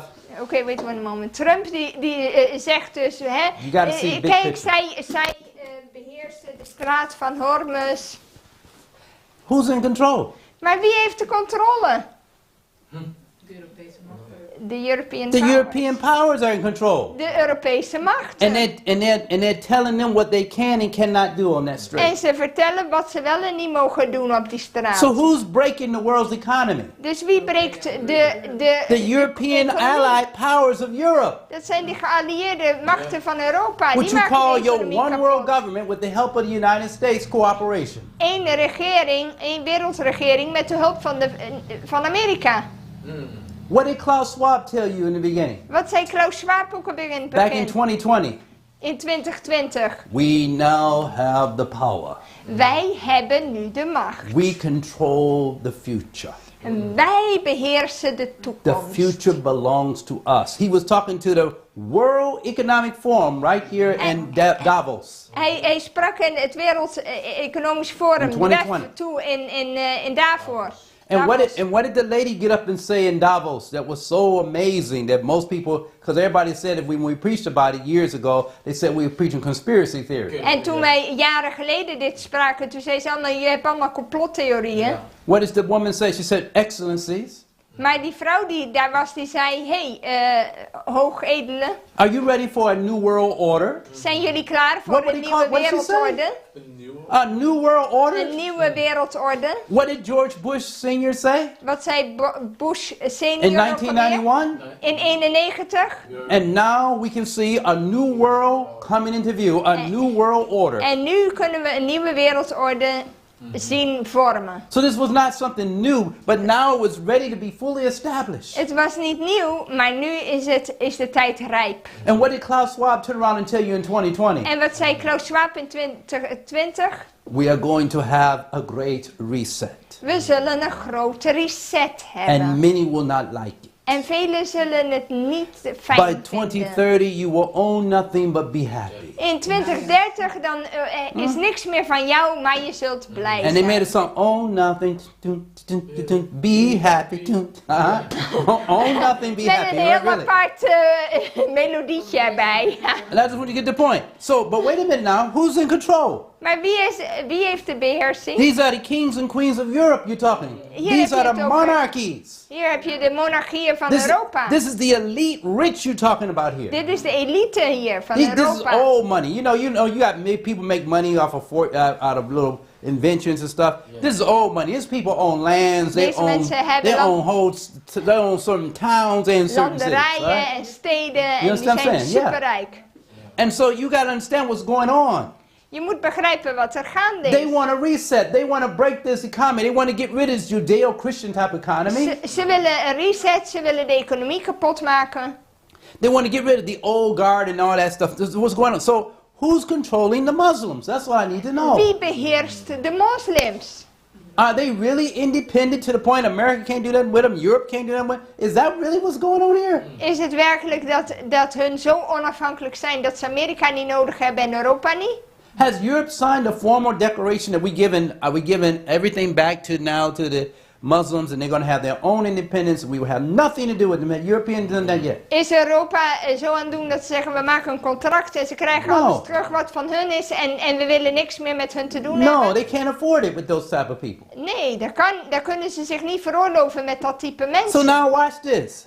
So if the Turks surrendered, and we're talking about Daniel 11 now. En we hebben het over Daniel 11 hier. If the Turks surrendered to the European powers, Als de Turken zich overgeven aan de Europese machten. and the European powers are represented by the 10 horns in Daniel 7, En die worden voorgesteld door de 10 horens in Daniel 7. and the 10 horns are actually controlled by Rome, En die staan onder de beheersing van Rome. then who's really the last power in Daniel 11? Wie is dan de laatste macht in Daniel 11? Is it Turkey? Turkije? Nee No, hoor. because Turkey surrendered. They haven't had their power back since 1840. So who's in control? Ze hebben hun macht nog niet Who's been controlling them sinds, since 1840? sinds 1840. Wie heeft de macht sinds The kings 1840? and queens of Europe, Dat is Europa. which are monarchies in themselves, Dat zijn monarchieën. and at the same time belong to secret societies. En ze zitten in geheime organisaties. And the secret societies are represented by Freemasonry, Knights of Columbus, Knights of Malta. Dat zijn de Knights van Malta en van Columbus en de vrijmetselaars. Controlled by the Jesuit organizations. Die onder de controle staan van de Jezuïeten. Who's in control? Wie heeft de controle? Rome. Rome. And what does your Bible say in Revelation 17:18? En wat zei je Bijbel in I Openbaring want you to see with 17 me. vers 18? We've been looking at this thing all this time. I want you to see. Revelation 17:18. What does it say? It says here, and the woman, watch this now. En er staat, en de vrouw, And the woman which thou sawest is the great city which reigns. What does reign mean? die u gezien hebt, is de grote Rule. stad die koninklijke heerschappij Over who? bijvoert. Over wie? Over the kings of the earth. Over de So who's ruling koningen these people? der aarde. Dus wie beheerst hun? The Bible said the woman is. De vrouw. So who's going to be the last power controlling them and them? Wie is de laatste Rome. macht die hun beheerst? Rome.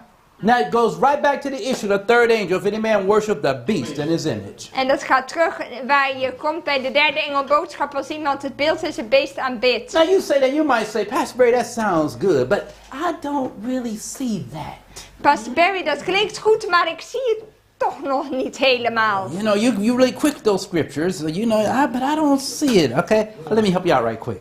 Laat me u helpen. In Revelation chapter 17, In Openbaring 17, listen to this very carefully. luister goed, Verse 12 and 13. vers 12 en 13. And the 10 horns that thou sawest are 10 kings. What 10 horns are we talking about here? En de 10 horens die u gezien hebt, zijn 10 koningen. What 10 horns are we talking about here? Welke 10 Are these horens the same hebben 10 we horns over? of Daniel 7? Van Daniel 7. Yes, but on a worldwide scale. Maar Because so it wereldwijde includes schaal. Europe and all the powers of earth. Watch carefully. Want in Europa zijn alle naties vertegenwoordigd. Now check this out. There are 10 horns, which thou sawest are 10 kings, which have received no kingdoms, plural, or kingdom, singular. Which one is it? Die het koningschap of de koningschappen, wat staat er? Koningschap. I told you, wake up. This is it. Y'all got it now. What you got on your phone? Kingdom or kingdoms? Singular or plural? Okay, what you got? Singular. What you got? Singular. Okay, so wait a minute. Here are 10 kings, Hier zijn 10 koningen. but if you're a king, don't you already have a kingdom? But they all want one kingdom. Ze willen allemaal één This is koninkrijk. one world government you're talking right Dit there. is één wereldregering, want er Okay. is maar één koningschap en er zijn 10 koningen. Then go a little bit closer. It Let's says, go. these have what? One mind. Maar die... What does that mean? What happened when COVID hit? Everybody agreed. Wear a Deze zijn mask, 15 feet eensgezind. apart. Remember? Okay, Net als that's tijdens one COVID. mind. We all agree. Dus ze zijn eensgezind. Now watch this. Watch this now. These have one mind, and what does it say in verse 13 they're going to do later? Wat gaan ze doen? They're going to give their power and strength to who? Ze zullen hun kracht To en the macht beast. aan het beest Who's going to do geven. that? Who's Wie going to do gaat dat that? doen? These kings and queens of Europe Deze and all in koningen America, all the world that's hele political, wereld. going to give their power and strength to Rome. gaat hun macht aan Rome geven. And who's the beast? En wie is het beest? The papacy. Het pausdom. What is the warning against the beast? En If any wie, man worship the beast, the image, the same shall drink of the wine of the wrath of God. en wie waarschuwt daar tegen Gods volk in de derde engelboodschap? The papacy is the beast. Dus de pausdom is het beest. The wine is her false doctrine. De wijn is haar valse And leer. what wine are they drinking? En welke wijn drinken ze? Sunday. Church Zondag. and state. Kerk en Sunday. straat. Church and state. Give me one more for the road, brother. Okay. Sunday. This is what they're doing. Dit is wat All ze right. doen. And so what happens when the kings drank the wine? Now, just show you what's going on. Just give you a big picture for me. What's going to happen when the kings drink the wine, and even Islam is going to drink the Wat wine? als ze allemaal die wijn beginnen te drinken? What does the Bible say in Proverbs 31? Look what the Bible says in Proverbs 31. Wat zei de Bijbel in Spreuken In 31? Proverbs chapter 31, looking at verses 4 and 5. The Vers Bible 4 en says, 5. it is not for kings, O Lemuel, it's not for kings to drink wine, nor princes strong drink, lest they drink and forget the law and pervert judgment of any that are afflicted. Spreuken 31, Proverbs vers 4 31, en verses 5. 4 and 5. Het past koningen niet, Lemuel, het past koningen niet wijn te drinken, of dat vorsten vragen, waar is er sterke drank? Anders zal hij drinken en vergeten wat verordend is, de rechtszaak van alle ellendigen verdraaien. What they going to forget? Dus wat gaan ze vergeten? The law. De What wet. law? Welke The 10 wet? Commandments. De 10 geboden. And what's going to happen when they break when they En forget wat the law? gebeurt er dan als ze de wet vergeten? God says, I will bring, I'll allow what to come on you? Wat gaat God dan Terror. brengen over hen? Fear. Terreur, angst And a curse now. en een vloek. You don't believe it? Gelooft u dat Let's look what niet? the Bible says it's going to say. In Isaiah 24, go to Isaiah 24. I want you to see the Jesaja picture. 24. You can get the point with me now. Isaiah 24. I've went through all the preliminaries with you. Now it's time to get you to the real deal. Wake you up out of sleep. Resurrect everybody. All right? Okay, Isaiah 24. Let's go for about. The Bible says in Isaiah 24, the Bible said the earth, let's start with verse 4 and 5 and 6. The Bible said the earth mourneth and fadeth away. It says here, the Yes. world languisheth and fadeth away. The haughty people of the earth do languish. Oké, Jesaja 24 vers 4. Het treurt, verwelkt dat land, hij verkommert, verwelkt de bewoonde wereld. Zij verkommeren, de voornaamste van de bevolking van het land. The Bible says here, the earth also is defiled, the inhabitants thereof, because they have transgressed the laws, changed the ordinance, and broken the everlasting covenant. Want Have het mercy. land is ontheiligd door zijn inwoners. Ze overtreden de wetten, ze veranderen elke verordening. Ze verbreken het eeuwige verbond. What did they do? Wat hadden ze They gedaan? transgressed the laws, Ze hebben de changed the wetten ordinance, and broken what? overtreden en Gods verbond covenant. What covenant? gebroken. Welk The verbond? 10 Commandments. De 10 geboden. What law did in 10 Commandments did they change? Wat hebben ze dan veranderd? The fourth one. And Het what vierde ordinance did gebod. they break? En welke verordening hebben ze dan they destroy. gebroken? The ordinance of marriage. Van het huwelijk. Marriage and the Sabbath. Het huwelijk en de Sabbat. And because of that, a curse has broken out upon the En earth. vanwege dat komt er een vloek over de aarde. Look what it says. It says here, it says here, therefore has a curse, verse 6, therefore has a curse devoured the earth. They that dwell therein are desolate thereof, because it says therefore the inhabitants of the earth are burned, and few men left. Daarom verteert de vervloeking het land en moeten zijn inwoners boeten. Daarom zullen de inwoners van het land verbrand worden, zodat er weinig stervelingen zullen overblijven. What did it say came over the earth? A curse, right? Er kwam een vloek over We'll het go to land. Deuteronomy 28. Let me see where I get what happens. What did God say about curses? Wat zei God ook alweer over vervloekingen in What curse Deuteronomium came over the earth? 28? Watch this. Came over the whole earth. Watch carefully. Over de hele wereld. In Deuteronomy 28, verse Verse? 1 says, "It shall come to pass if thou shalt hearken diligently to the voice of the Lord thy God, and observe to all his commandments, which I command thee this day, that the Lord thy God will set thee high above all nations of the earth." En het zal gebeuren, vers 1, als u de stem van de Heere uw God nauwgezet gehoorzaam bent door al zijn geboden die ik u heden gebied, nauwlettend in acht te nemen, dat de Heere uw God u dan een plaats zal geven hoog boven alle volken van de aarde.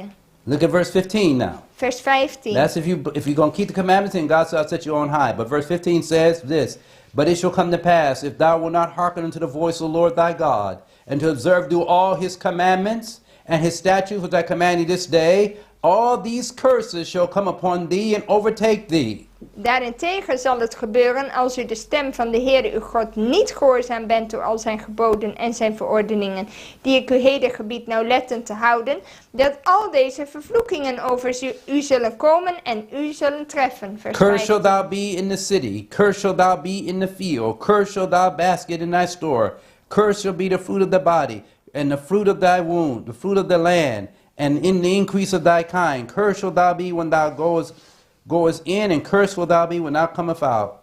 And Lord shall send cursings, and vexation, and rebuke, that thou settest thy hand to do, until thou be destroyed, until thou perish quickly, because of the wickedness of thy doings, whereby thou hast forsaken me. Ja, en even kijken, vers 16. Vervloekt zult u zijn in de stad en vervloekt zult u zijn op het veld. Vervloekt zal zijn uw korf en uw baktrog. Vervloekt zal zijn de vrucht van uw schoot en de vrucht van uw land. De dracht van uw koeien en de jongen van uw kleinvee. Vervloekt zult u zijn bij uw thuiskomen en vervloekt zult u zijn bij uw weggaan. De Heere zal vloek, verwarring en verderf onder u zenden in alles wat u ter hand neemt en doet. Totdat u weggevaagd wordt en u al spoedig omkomt vanwege uw slechte daden waarmee u mij verlaten hebt. So how do we get? Tot How does vers the earth and 20. curse? How does the curse come? What brings the curse? Dus wat brengt die vervloeking? Disobedience to the commandments of God. Ongehoorzaamheid aan de geboden van Worldwide. God. Wereldwijd. Will there be an event that will lead the whole world to break the commandments of God? At least one of the commandments. Welke gebeurtenis zal ertoe leiden dat alle mensen de geboden van God gaan overtreden?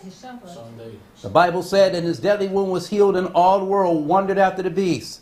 Zijn dodelijke wond was genezen en de hele wereld ging het beest met verbazing achterna. And then Revelation 13:14 said, they said, "Come, let us make an image of the first beast who was wounded by the sword and did live. And as men would not worship the beast, should be killed." Notice this is worship dealing with Sunday worship, which is going to be the issue of the worship of the image of the beast, image and mark of the beast you're talking about. You're making it really complicated for me. I'm just trying to get to the point because it's time to go. I got to get ready. I got to get y'all out. Ja, I understand. Dus in ieder geval, Revelation 13. Dus er zou een beeld van het beest gemaakt worden. En dat 13:3. beeld van het beest zou spreken. En iedereen zou dat moeten aanbidden. Dus dat is wat hij naar voren brengt. En dat And now go to aanbidden Revelation heeft te maken met 13. de zondagsaanbidding. Now go to Revelation 13:14. En Openbaring 13 vers 14. Go ahead, read it. No, I paraphrased the whole thing you already. paraphrased it. Okay. Yeah. All right, so you got this for the mark of the beast, and that goes back to Revelation 14:9. Dus If je any man hebt worship het- the beast's image, the same drink of the wine, the wrath of God. Je hebt het merkteken van het beest. Er staat iedereen die dat zal doen, zal ook nemen van de plagen. And why does God's wrath break out? En Because they have Gods toorn. transgressed His law. En waarom komt die rejected his toren? Omdat zijn wetten zijn So overtreden. this is what you're going to see as we go through it. Now, let me take you a little closer here. Bear with me now. I got to go over some things. Take you back here a little bit more. Now take you where I'm going and close you out. Right here. This is where we are. We have wars and wars. So what's going to happen now? Dus wat gaat er nu gebeuren? Jesus said there'll be wars and rumors of wars. Jezus zei er zullen oorlogen en geruchten van oorlogen zijn. Okay? And then nation shall rise against nation. There shall kingdom against kingdom. There shall be famines and pestilences. Okay? Ja, dus natie tegen natie en daarnaast ook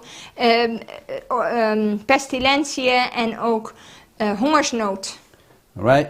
And then Jesus says, when you see the abomination of desolation, spoken of by Daniel the prophet, stand in the holy place, whoso readeth, let him understand.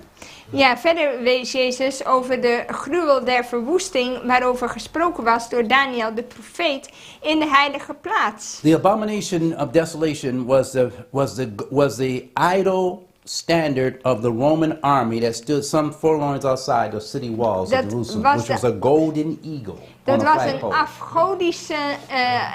was een afgodische banier van de Romeinen die buiten de stad werd geplaatst en dat was een gouden adelaar. Okay?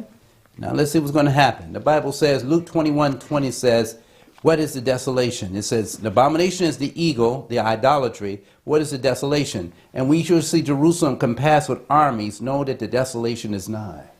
Ja, The armies is what, the military is what bring the desolation. ja, dus je hebt hier de gruwel. De gruwel is dat afgodische beeld in heilige plek en de vernietiging, de verwoesting die het veroorzaakt, dat is de legers die je rondom Jeruzalem zult zien. Then we have here the warning against this time set. No, it's warning against time setting here. We'll go closer. Looking back at our history, I'm going back a little closer here. I'm back in Revelation 10:5. Wait, what happened here? Oh, I know what I did. I got to go back. Sorry about that. All right. Question: is America about to go that way? Gaat Amerika die weg? Hey, This is Congressman. When Brother this is in Stephen? Texas, when they're going to where they're going to be talking about voting on a law. Ja, Steven? Okay. Let me go back a little bit. Okay, I'm gonna go back so you can get it. You, Representative Noble, Get away from me. what is the fourth commandment? oh, 10 Commandments in public Are you schools. are you Yeah, they referring just to talking about my putting Ten Commandments in public to schools. the way it's written in the bill? Yes. Okay, right. Harder. This is in Texas. Keep the Sabbath. It's about us being here on Saturday. Is that ironic or what? So what does it mean to keep the Sabbath holy? Well, I think it's. You want to get into theology here? I'd love to Just if you'd curious, yeah. like to. I think it's really important that we take a day of rest. I think God, who founded the world, didn't need rest, and yet He took a day of rest after He did creation, and I think He was a good example to us to take a day of rest, and that is enshrined in our rules in our Constitution, where it says accepting Sunday in our very early documents as a nation. And so part of keeping the Sabbath holy is not working on the Sabbath? That is And what a is day of rest. the Ten Commandments come from Judaism? What day is the Jewish Sabbath? It is on Saturday. And what day is it today? It is Saturday. here we are. The Christian Sabbath is what day? Sunday in honor of the day that Jesus rose from the dead. And we're scheduled to give this bill a final vote on what day of the week? It's ironic, isn't it? Would you be willing to postpone your bill so that we're not breaking the Ten Commandments by working on the Jewish or Christian Sabbath? I love that you said that, because if we had not had your point of order the other day, we would have actually already completed that. And so, Representative Noble, you're saying that you'd rather tell people to follow the Ten Commandments than follow it yourself? I would have rather have had this bill passed the other day when it was time. And you know, that's really sad that we are under such a crunch in time now with the end of session. Our Texas forefathers only gave us 160 days to pass bills, and that's where we are in this session. We as a legislature are about to 140, force, I'm sorry, correction. we as a legislature are about to force every teacher in the state to post the Ten Commandments in their classrooms. If Do they are members donated. of the Texas legislature follow the Ten Commandments? Is that about the bill?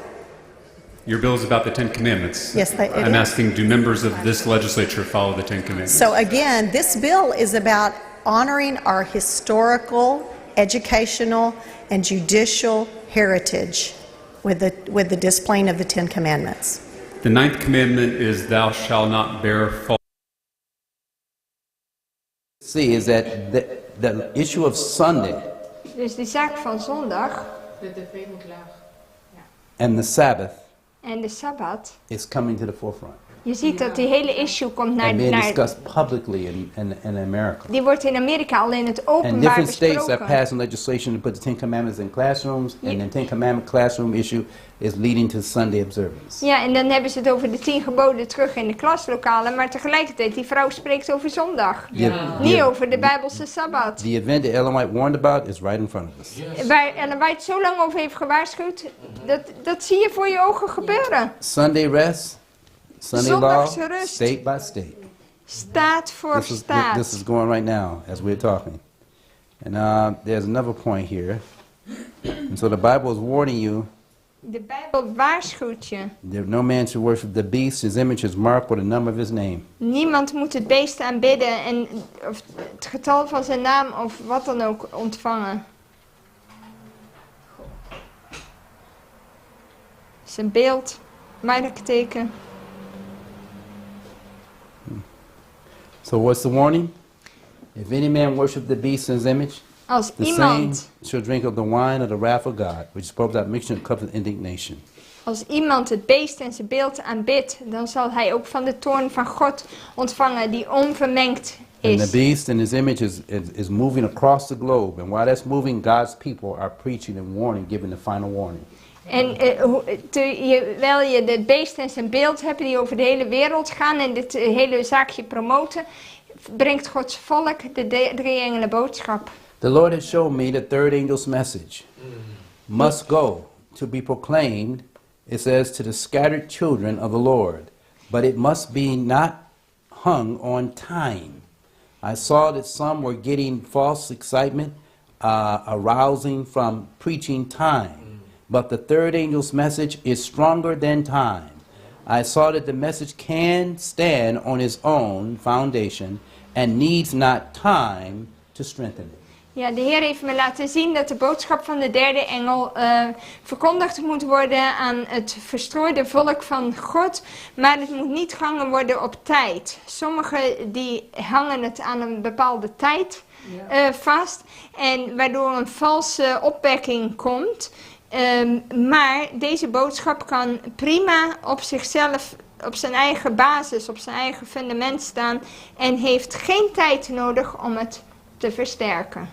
And we're going to see, and what we got here, we got the whole world about to be led to worship the beast in his image. De hele wereld zal daartoe worden gebracht om het beest en zijn beeld te aanbidden. The first and second angel's messages met fulfillment from 1840 to 1844. De eerste en tweede engelboodschappen hebben hun vervulling al ontmoet in 1840 tot 1844. Okay? And so John was told to eat a little book. We got today, we're watching the marriage between Ahab and Jezebel as church and state are being brought together. We zien nu weer het huwelijk tussen Agab en Izebel, ofwel de verbinding tussen kerk en staat. Let me take the next point right quick. I get you there. What happened here? No, not you. Now this is what happened in the Arabic world as we're watching what happened took Dit place. was in de Can you give us Arabische sound? You wereld. can bring back your sound a little bit. Muziek.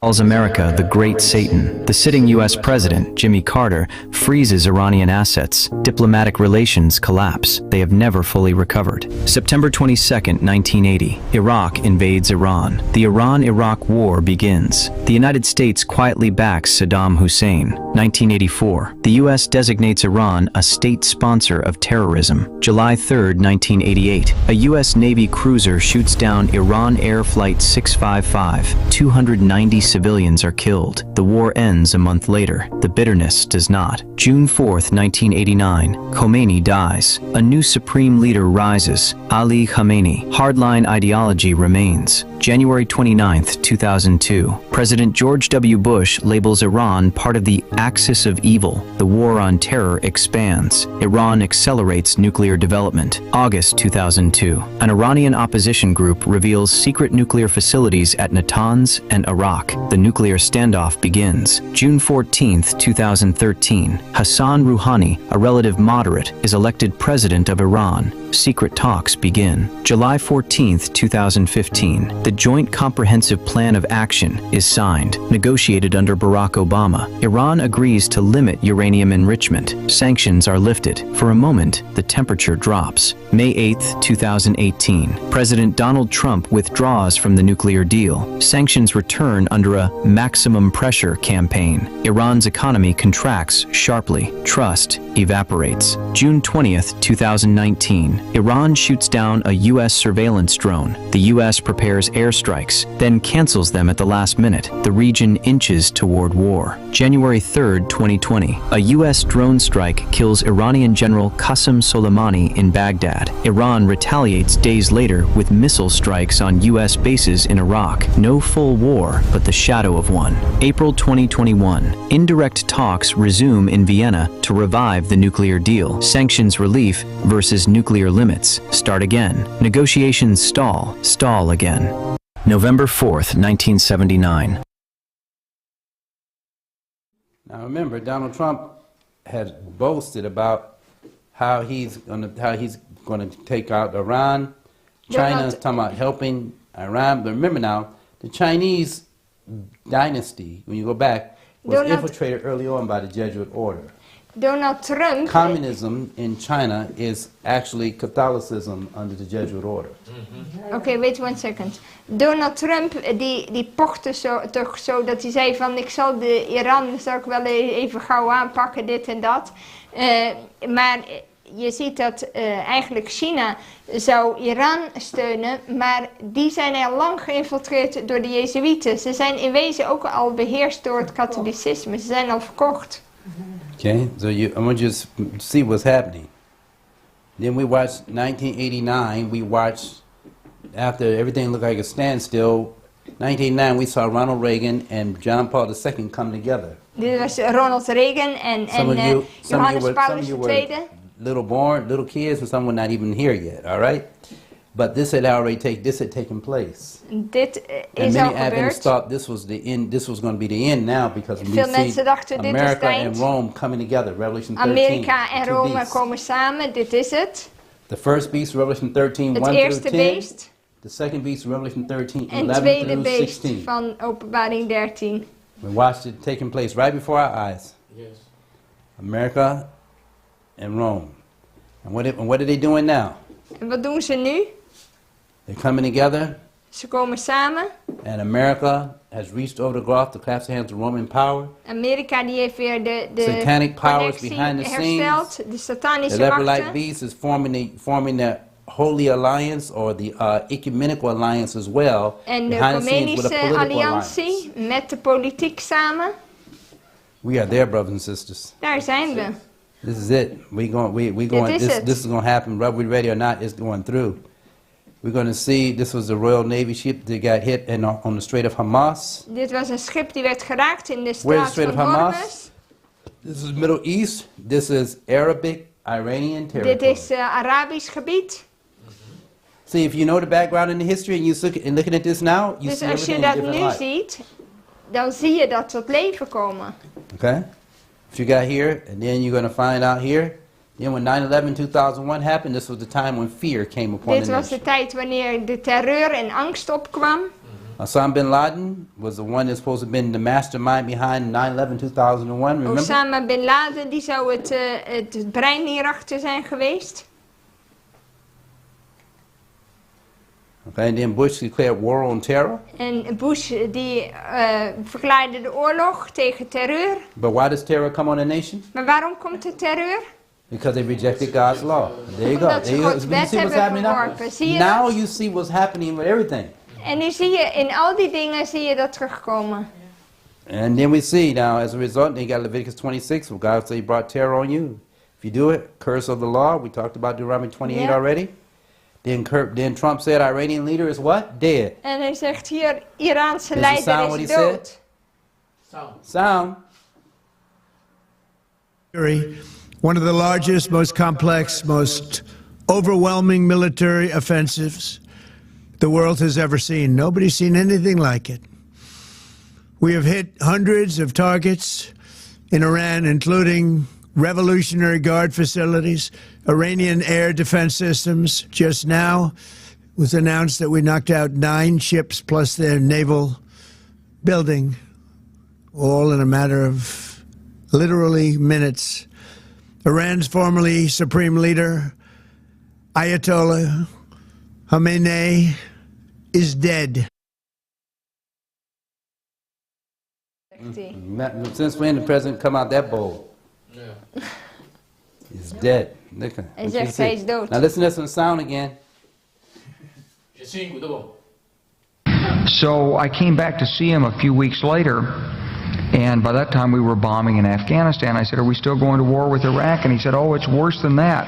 He said, he reached over on his desk, he picked up a piece of paper, and he said, I just got this down from upstairs, meaning the Secretary of Defense's office today, and he said, "This is a memo that describes how we're going to take out 7 countries in 5 years, starting with Iraq and then Syria, Lebanon, Libya, Somalia, Sudan, and finishing off Iran."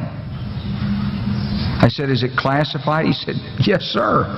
I said, What's happening right now? En dat is wat je nu Who's the ziet. last country? Wie is de Iran. laatste? Iran. You know.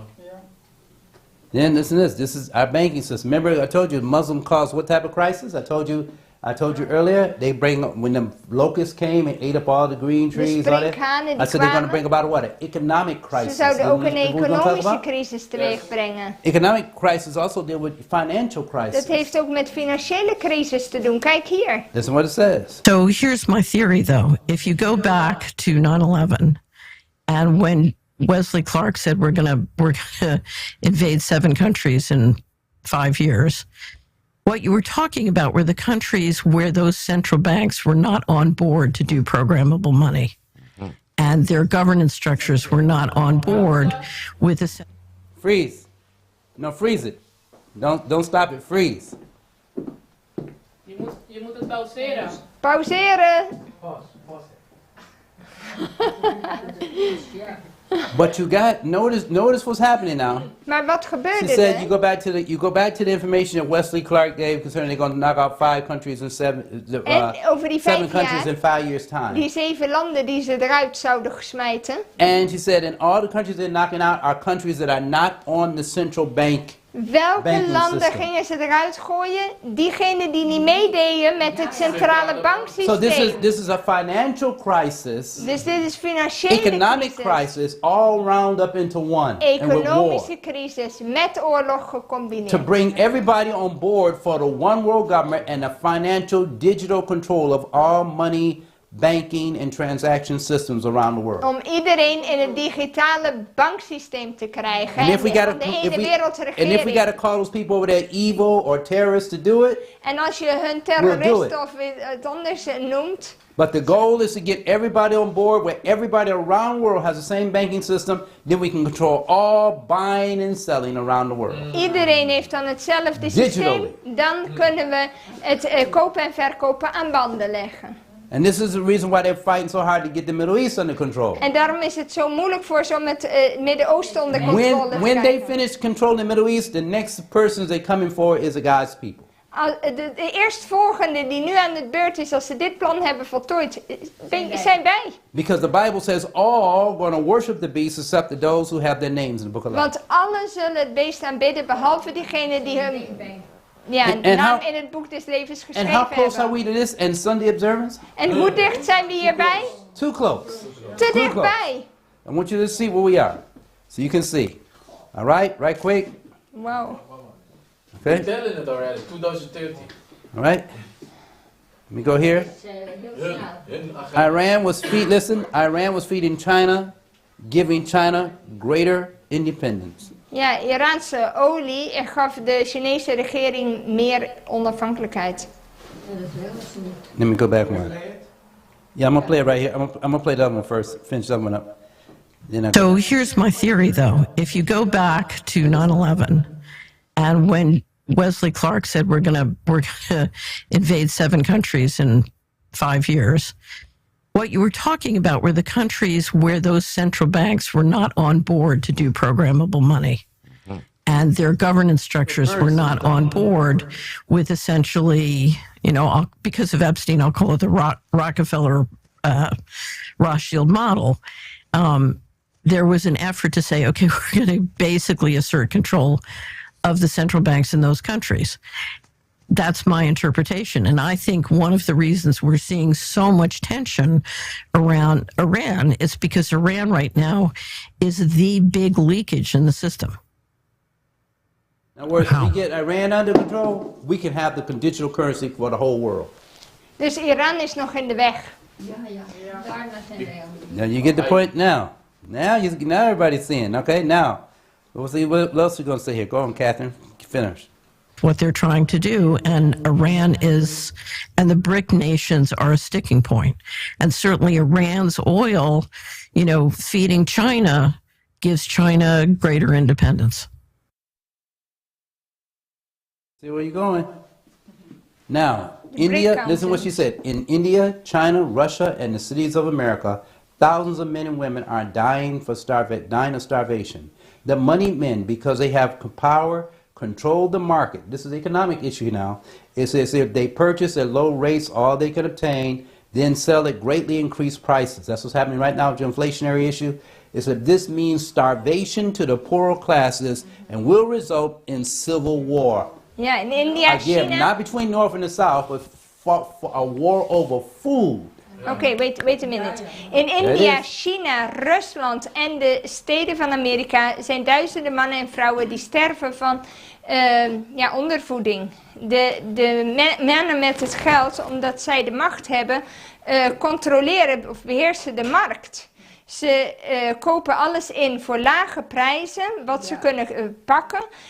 En dan gaan ze het voor veel voor woeker verkopen. En dat betekent dat de arme klasse sterven en zal uitmonden in burgeroorlog. And so now we can see that this war, Dus we zien dat deze oorlog, from knowing the characteristics early on, als je de kenmerken I van know de there's a lot we Bijbel went through, and we kent, still skip some things, but the major points is that this is economic issue. It's Dit not is- just a war. dit is It's niet a alleen war maar for een the oorlog. control of the economy and the surveillance of every man, woman, financial surveillance as well as social surveillance. maar dit is ook sociale en financiële surveillantie, zullen we zeggen. Broke the economy. Yes, you Put got And you the put the economy system in place, correct. But everybody got to be on board when we break it. Maar iedereen die moet aan boord zijn, want anders zit er ergens een lek in het We can't systeem. have no leaks. En daar zijn wij. And that's exactly what they're the doing. whole power then. Right. Listen carefully to this. This is Henry Kissinger. Dit is van Henry Henry Kissinger Kissinger. Who controls food supply? Ja, diegene die het eten Actually, it's heeft, he who controls food supplies controls the people. beheerst ook het volk. Get this now.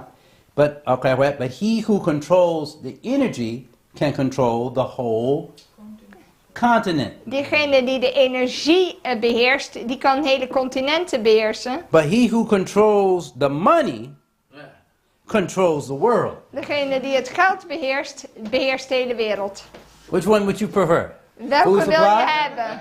Eten, The continent de continenten or the whole world? of de hele wereld? Waar ga je voor? So what's the issue? Economics. Het is economie. Economy. That's what I'm trying to show you. So you get the picture again. Why is it Trump believes he's the chosen one? Trump gelooft dat hij de I'm not going to go there right now. uitverkorene is. Get over that. Now we got that point. All right.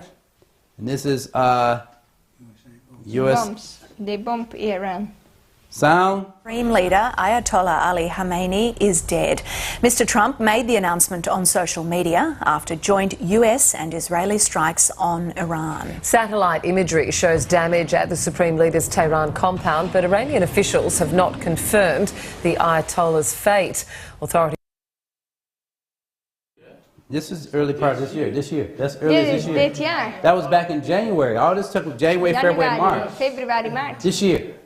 It doesn't seem like it was last year. So no, we're still in this year, 2026. All this is happening. But they started in 91. Yeah, they started all the way back They in the started 70s. Yes. Gaddafi. Yes. And that was Yes. Saddam Hussein, Yes. Because he don't want to. They don't want to be part of the financial banking system. Yes, they want to That's why they killed. That's why they killed Gaddafi. Daarom hebben That's ze why they took Gaddafi out vermoord. even Saddam Hussein to some degree. That took him out for the same reason. Ze wilden niet meedoen met het banksysteem. Even though they trained Saddam Hussein. Want ze hebben Saddam Hussein wel he was getraind. trained by U.S. military. Hij werd getraind door een militair To be the van dictator of Iraq. Amerika. Then you got that's right here. So now, we saw when you opened the bottomless pit, right? We talked about that. We talked about all this right here. We saw the locusts coming up out of the thing, right? Okay. Oh no. I got different ones, but yeah. Anyway. This is with lion's heads. Okay. Yeah, lion's heads on that one. But anyway, and so I just want you to see where you are. Just remind you what you saw earlier, Dus dit is wat je ziet. right? You saw all this. So now you see exactly where we are. You saw the battle of Bethlehem. Bethlehem, we talked about that. Ja, we hadden het over die strijd van Let me Bethlehem. see. Go over this again right quick. Okay, I think we went over that. Yeah, we went over that. Now we're in the fifth trumpet. Now watch this. So the mighty angel we saw was Jesus. We hebben gezien Jesus de came machtige down, engel met right? wat Jezus is. And now we're coming into the time of the seventh trumpet in third woe period. En dan which we kom are je in right now. nu in de zevende trompet, zevende bazuin en de derde wee. God help us. Ja, het zesde zegel. Christ's intercession in the holy place will be ended on October 22nd, 1844. Het wordt gesproken over het middelaarswerk van Christus aan het gouden altaar. Because when the things took place on the fifth and sixth trumpets, Christ was in the holy place interceding. Toen onder de vijfde en zesde bazuin was hij nog in het heilige. So where do you stand? Waar zijn we? We've come to the same issues today. Nu heb je te maken met On the bigger dezelfde. map, you see Baghdad, Hier zie je Bagdad, you see Syria, Syrië, Damascus, right here, Iconia, right Konya. here, and then you have Aleppo. You have Aleppo, Aleppo, right waar here. zit die? Daar. That's right. And everything taking place on the same areas that took place years En before. alles zie je gebeuren op hetzelfde gebied. We cannot. We're at the end of the world, brothers and sisters. We zijn aan het Our history eind is van repeating. de geschiedenis gekomen. History is repeating fast around us. Want de geschiedenis herhaalt zich in rap tempo. The fall of the Roman Empire, De val van het their Ottomaanse surrender. We Rijk. talked about all this, so we don't have to go no further. We went over all this, day for year principles. We saw all that. Okay. So, I think that's going to be it. Because, take us right back to where we left off. So the Ottomans surrendered. So who's controlling the world's powers? Dus wie zit achter al die machten? The kings of the earth, and they're being controlled by the woman. Zij worden allemaal beheerst door die vrouw. And so the last power is controlling the Dat is world het and cause pausdom. all not to be able to buy or sell Rome. unless they worship the beast's image, will be the papacy. The last power. It's Ja. going to control the world and control the Deze nations of Europe laatste and the macht kings and queens, beheerst Iran, iedereen, Iraq, de hele wereld. America, will be the papacy. Dat is het pausdom. God help us. Mogen God ons And therefore, helpen. another understand Babylon is fallen. We be calling the people out of Babylon, not calling them Daarom unity. moeten we de mensen uit Babel roepen, niet erin. Call them out because of plagues are coming. Want de plagen komen The eraan. wrath of God is coming. De Babylon toorn is van fallen. God. It's fallen. Babylon is gevallen. All right? That great city. De grote stad. Call people out because the wrath of God is about to come on Babylon, Want like it came de on toorn ancient, van like it God came on the komt Tower of Babel over back hen. in ancient times. Net als over het oude Babel. The Bible said, what does it say?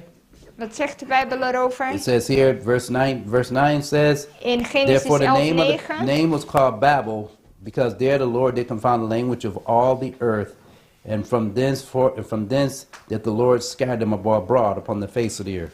Because they wanted a one world order back then. Ze wilden toen ook al een ene wereldregering en ze hadden Babel genoemd, maar de Heer verwaarde daar de spraak en van toen af verspreidde de Heer ze over het hele aangezicht van de aarde. Well, brothers and sisters, you can go take time, you can go back and search these things out. U kunt naar huis gaan en deze time dingen is up. verder uitzoeken. Onze tijd On is this, op. so I just want to thank God for that. But Ik I wil, hope you caught the latter part now. Ik hoop dat u in ieder geval de stukjes een beetje in elkaar hebt kunnen zetten. You fall asleep, you break everything else. But the whole idea Het hele idee is that we are in the final scenes of history. is dat wij in de slottonelen van de aardsgeschiedenis zitten. And my question to you now En mijn vraag aan u is, are you ready? bent u voorbereid? Because the final moments will be what? Rapid ones. Want de laatste momenten zullen sneller zijn. And many of us still be watching and praying. En we moeten waken en bidden. I'll just say one thing to you. Ik God wil één has ding power. zeggen.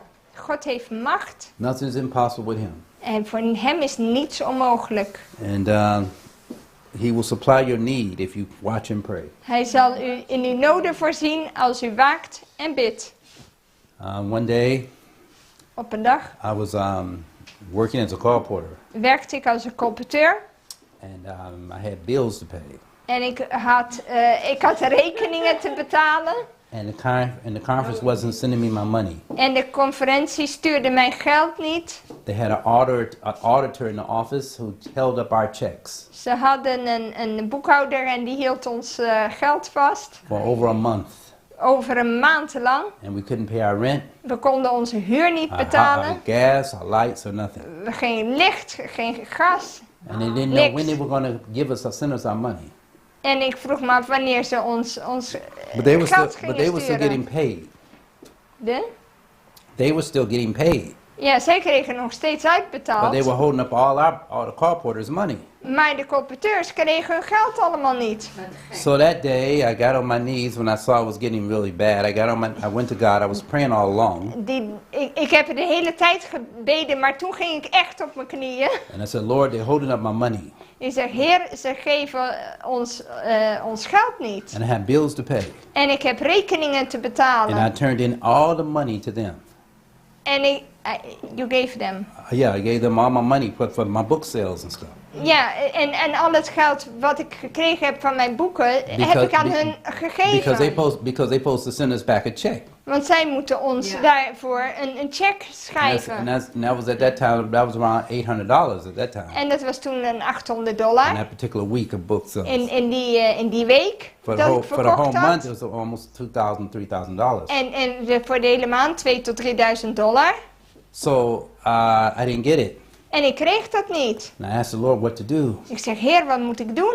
And it was very cold outside. En het was koud buiten. And we were told not, and then the weatherman said, we're warning all families to stay indoors. En de weerman die zei, we waarschuwen iedereen, blijf vooral binnen. And after I came out of prayer, I had claimed the promise that he that deserved the wind shall not sow, and he that deserved the rain shall not reap. Ja, en nadat ik gebeden had, kreeg ik een tekst waar stond van, degene die kijkt steeds naar het weer, die zal niks binnenhalen. I said, I gotta go. En ik dacht, nee, ik moet eruit. So I worked out in the cold all day. En ik werkte in de kou de hele dag. Nobody let me in the house. En niemand liet me binnen. It was day when I started, but it was nighttime now. Het was bijna avond. And I said, Lord, I didn't get anything. Ik zeg, Heer, ik heb helemaal niks And you gotta help gekregen. me. U moet me echt helpen. And so the Holy Spirit, I got in my car, En ik ging in mijn auto. and the Holy Spirit said, go down the road, En de Heilige Geest go to the zei, next block, go and stop your car and park in the middle of the block. ga zo en zo dat blok en daar moet je parkeren. Then I got to the middle of the block and I said, Lord, what to do now? En ik kwam daar en ik zeg, Heer, en wat nu? And the Lord said, go all the way down, go to the house right in front of you. Ga naar dat huis daar voor je. So I got out the car and went to the house right in front of me. En ik ging naar dat huis I knocked on the door. en ik klopte aan of The belde aan. woman says, I'm sorry, sir, I can't let nobody in. En die vrouw zegt, sorry, ik kan niemand binnenlaten. I said, nobody? Niemand? She said, nobody. Ze zegt, nee, niemand. I said, Madam, Jesus said, I am the way, the truth, and the life. En toen zei hij, Jezus zegt, ik ben de weg, de waarheid en het leven. She said, well, since Jesus said it, come on in. En zegt, nou, sinds dat Jezus dat gezegd heeft, kom maar binnen.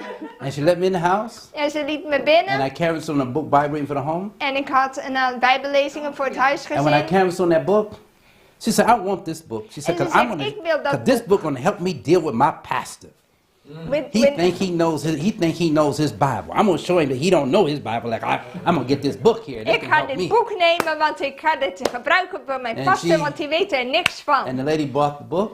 Ze bekocht het boek. And she said, but Mister, I'm sorry, I just didn't want to let nobody in because my daughter got a contagious disease. En ze zegt, sorry, ik wilde niemand binnenlaten, want mijn dochter heeft een besmettelijke ziekte. I said, what do your daughter have? Ik zeg, wat heeft ze dan She said, wel? my daughter has a chickenpox. Ja, ze heeft waterpokken. And she said, and it's contagious. En dat is besmettelijk. She said, have you ever had chickenpox before? I said, no. Ze zegt, heb je al eerder waterpokken gehad? Nee. She said, zegt you're going to catch it. Ze zegt, dan kun je het zo I said, no, krijgen. I'm not. Ik zeg, nee I hoor. said, because the Bible says the curse causeless shall not come. Because the curse causeless shall not come. Ja, dus de vloek zal niet komen.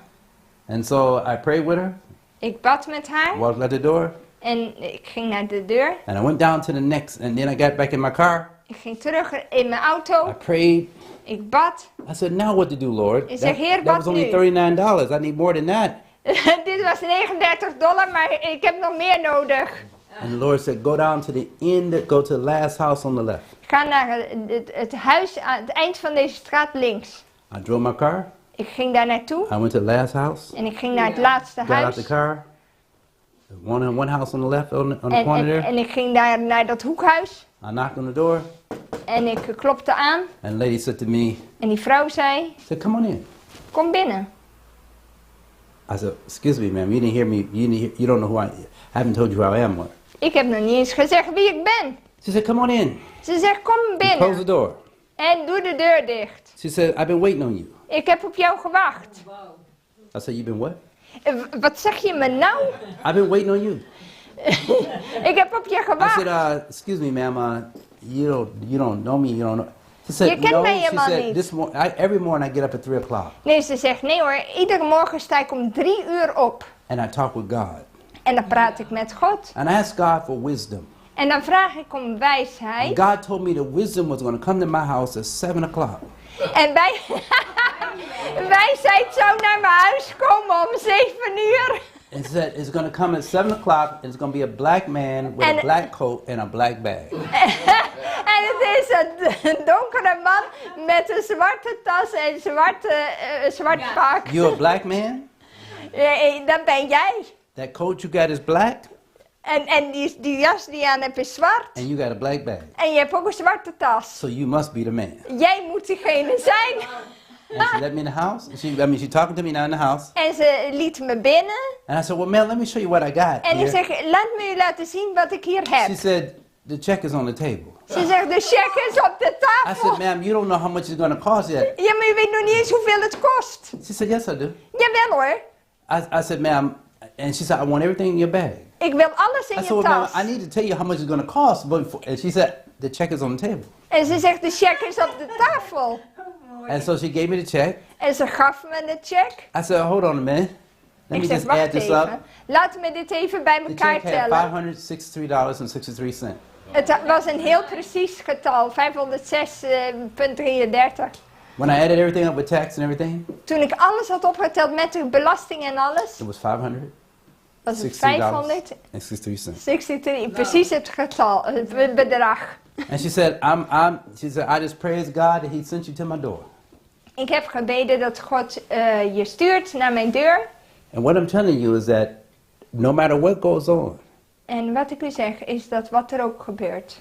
if you pray Als je and you bidt trust God, en je God vertrouwt, He will answer your prayer. zal Hij je gebed beantwoorden. And the Holy Spirit will lead you En de Heilige and Geest zal tell je you at leiden. times where to go and what to do. En dan zal hij precies zeggen waar je moet gaan, wat je moet doen. But it's hard for people to believe that.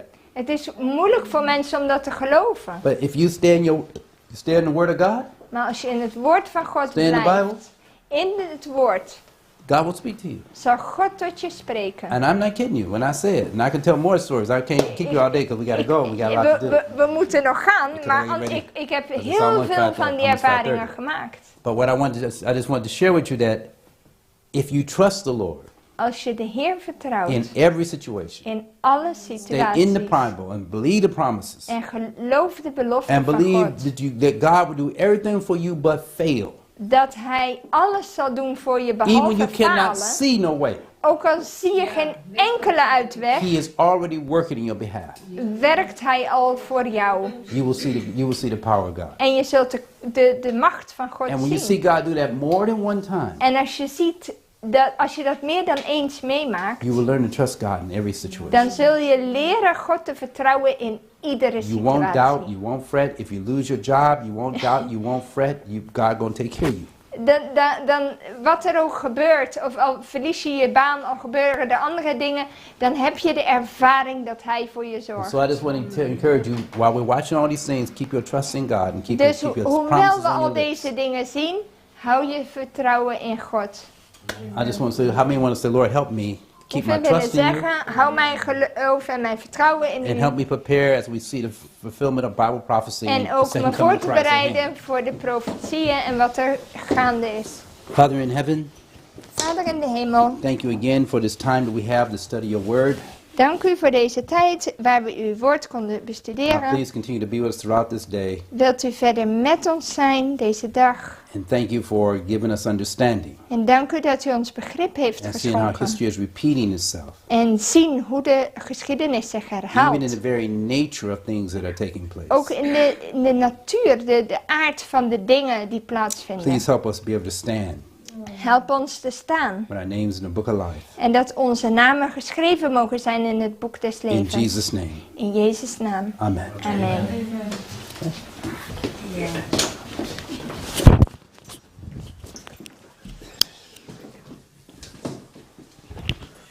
Brothers and sisters, we thank the Lord Pastor Barry for the message of this afternoon. Amen. Amen. Blessing. Amen. Coming Sabbath, we see each other again in this place, and also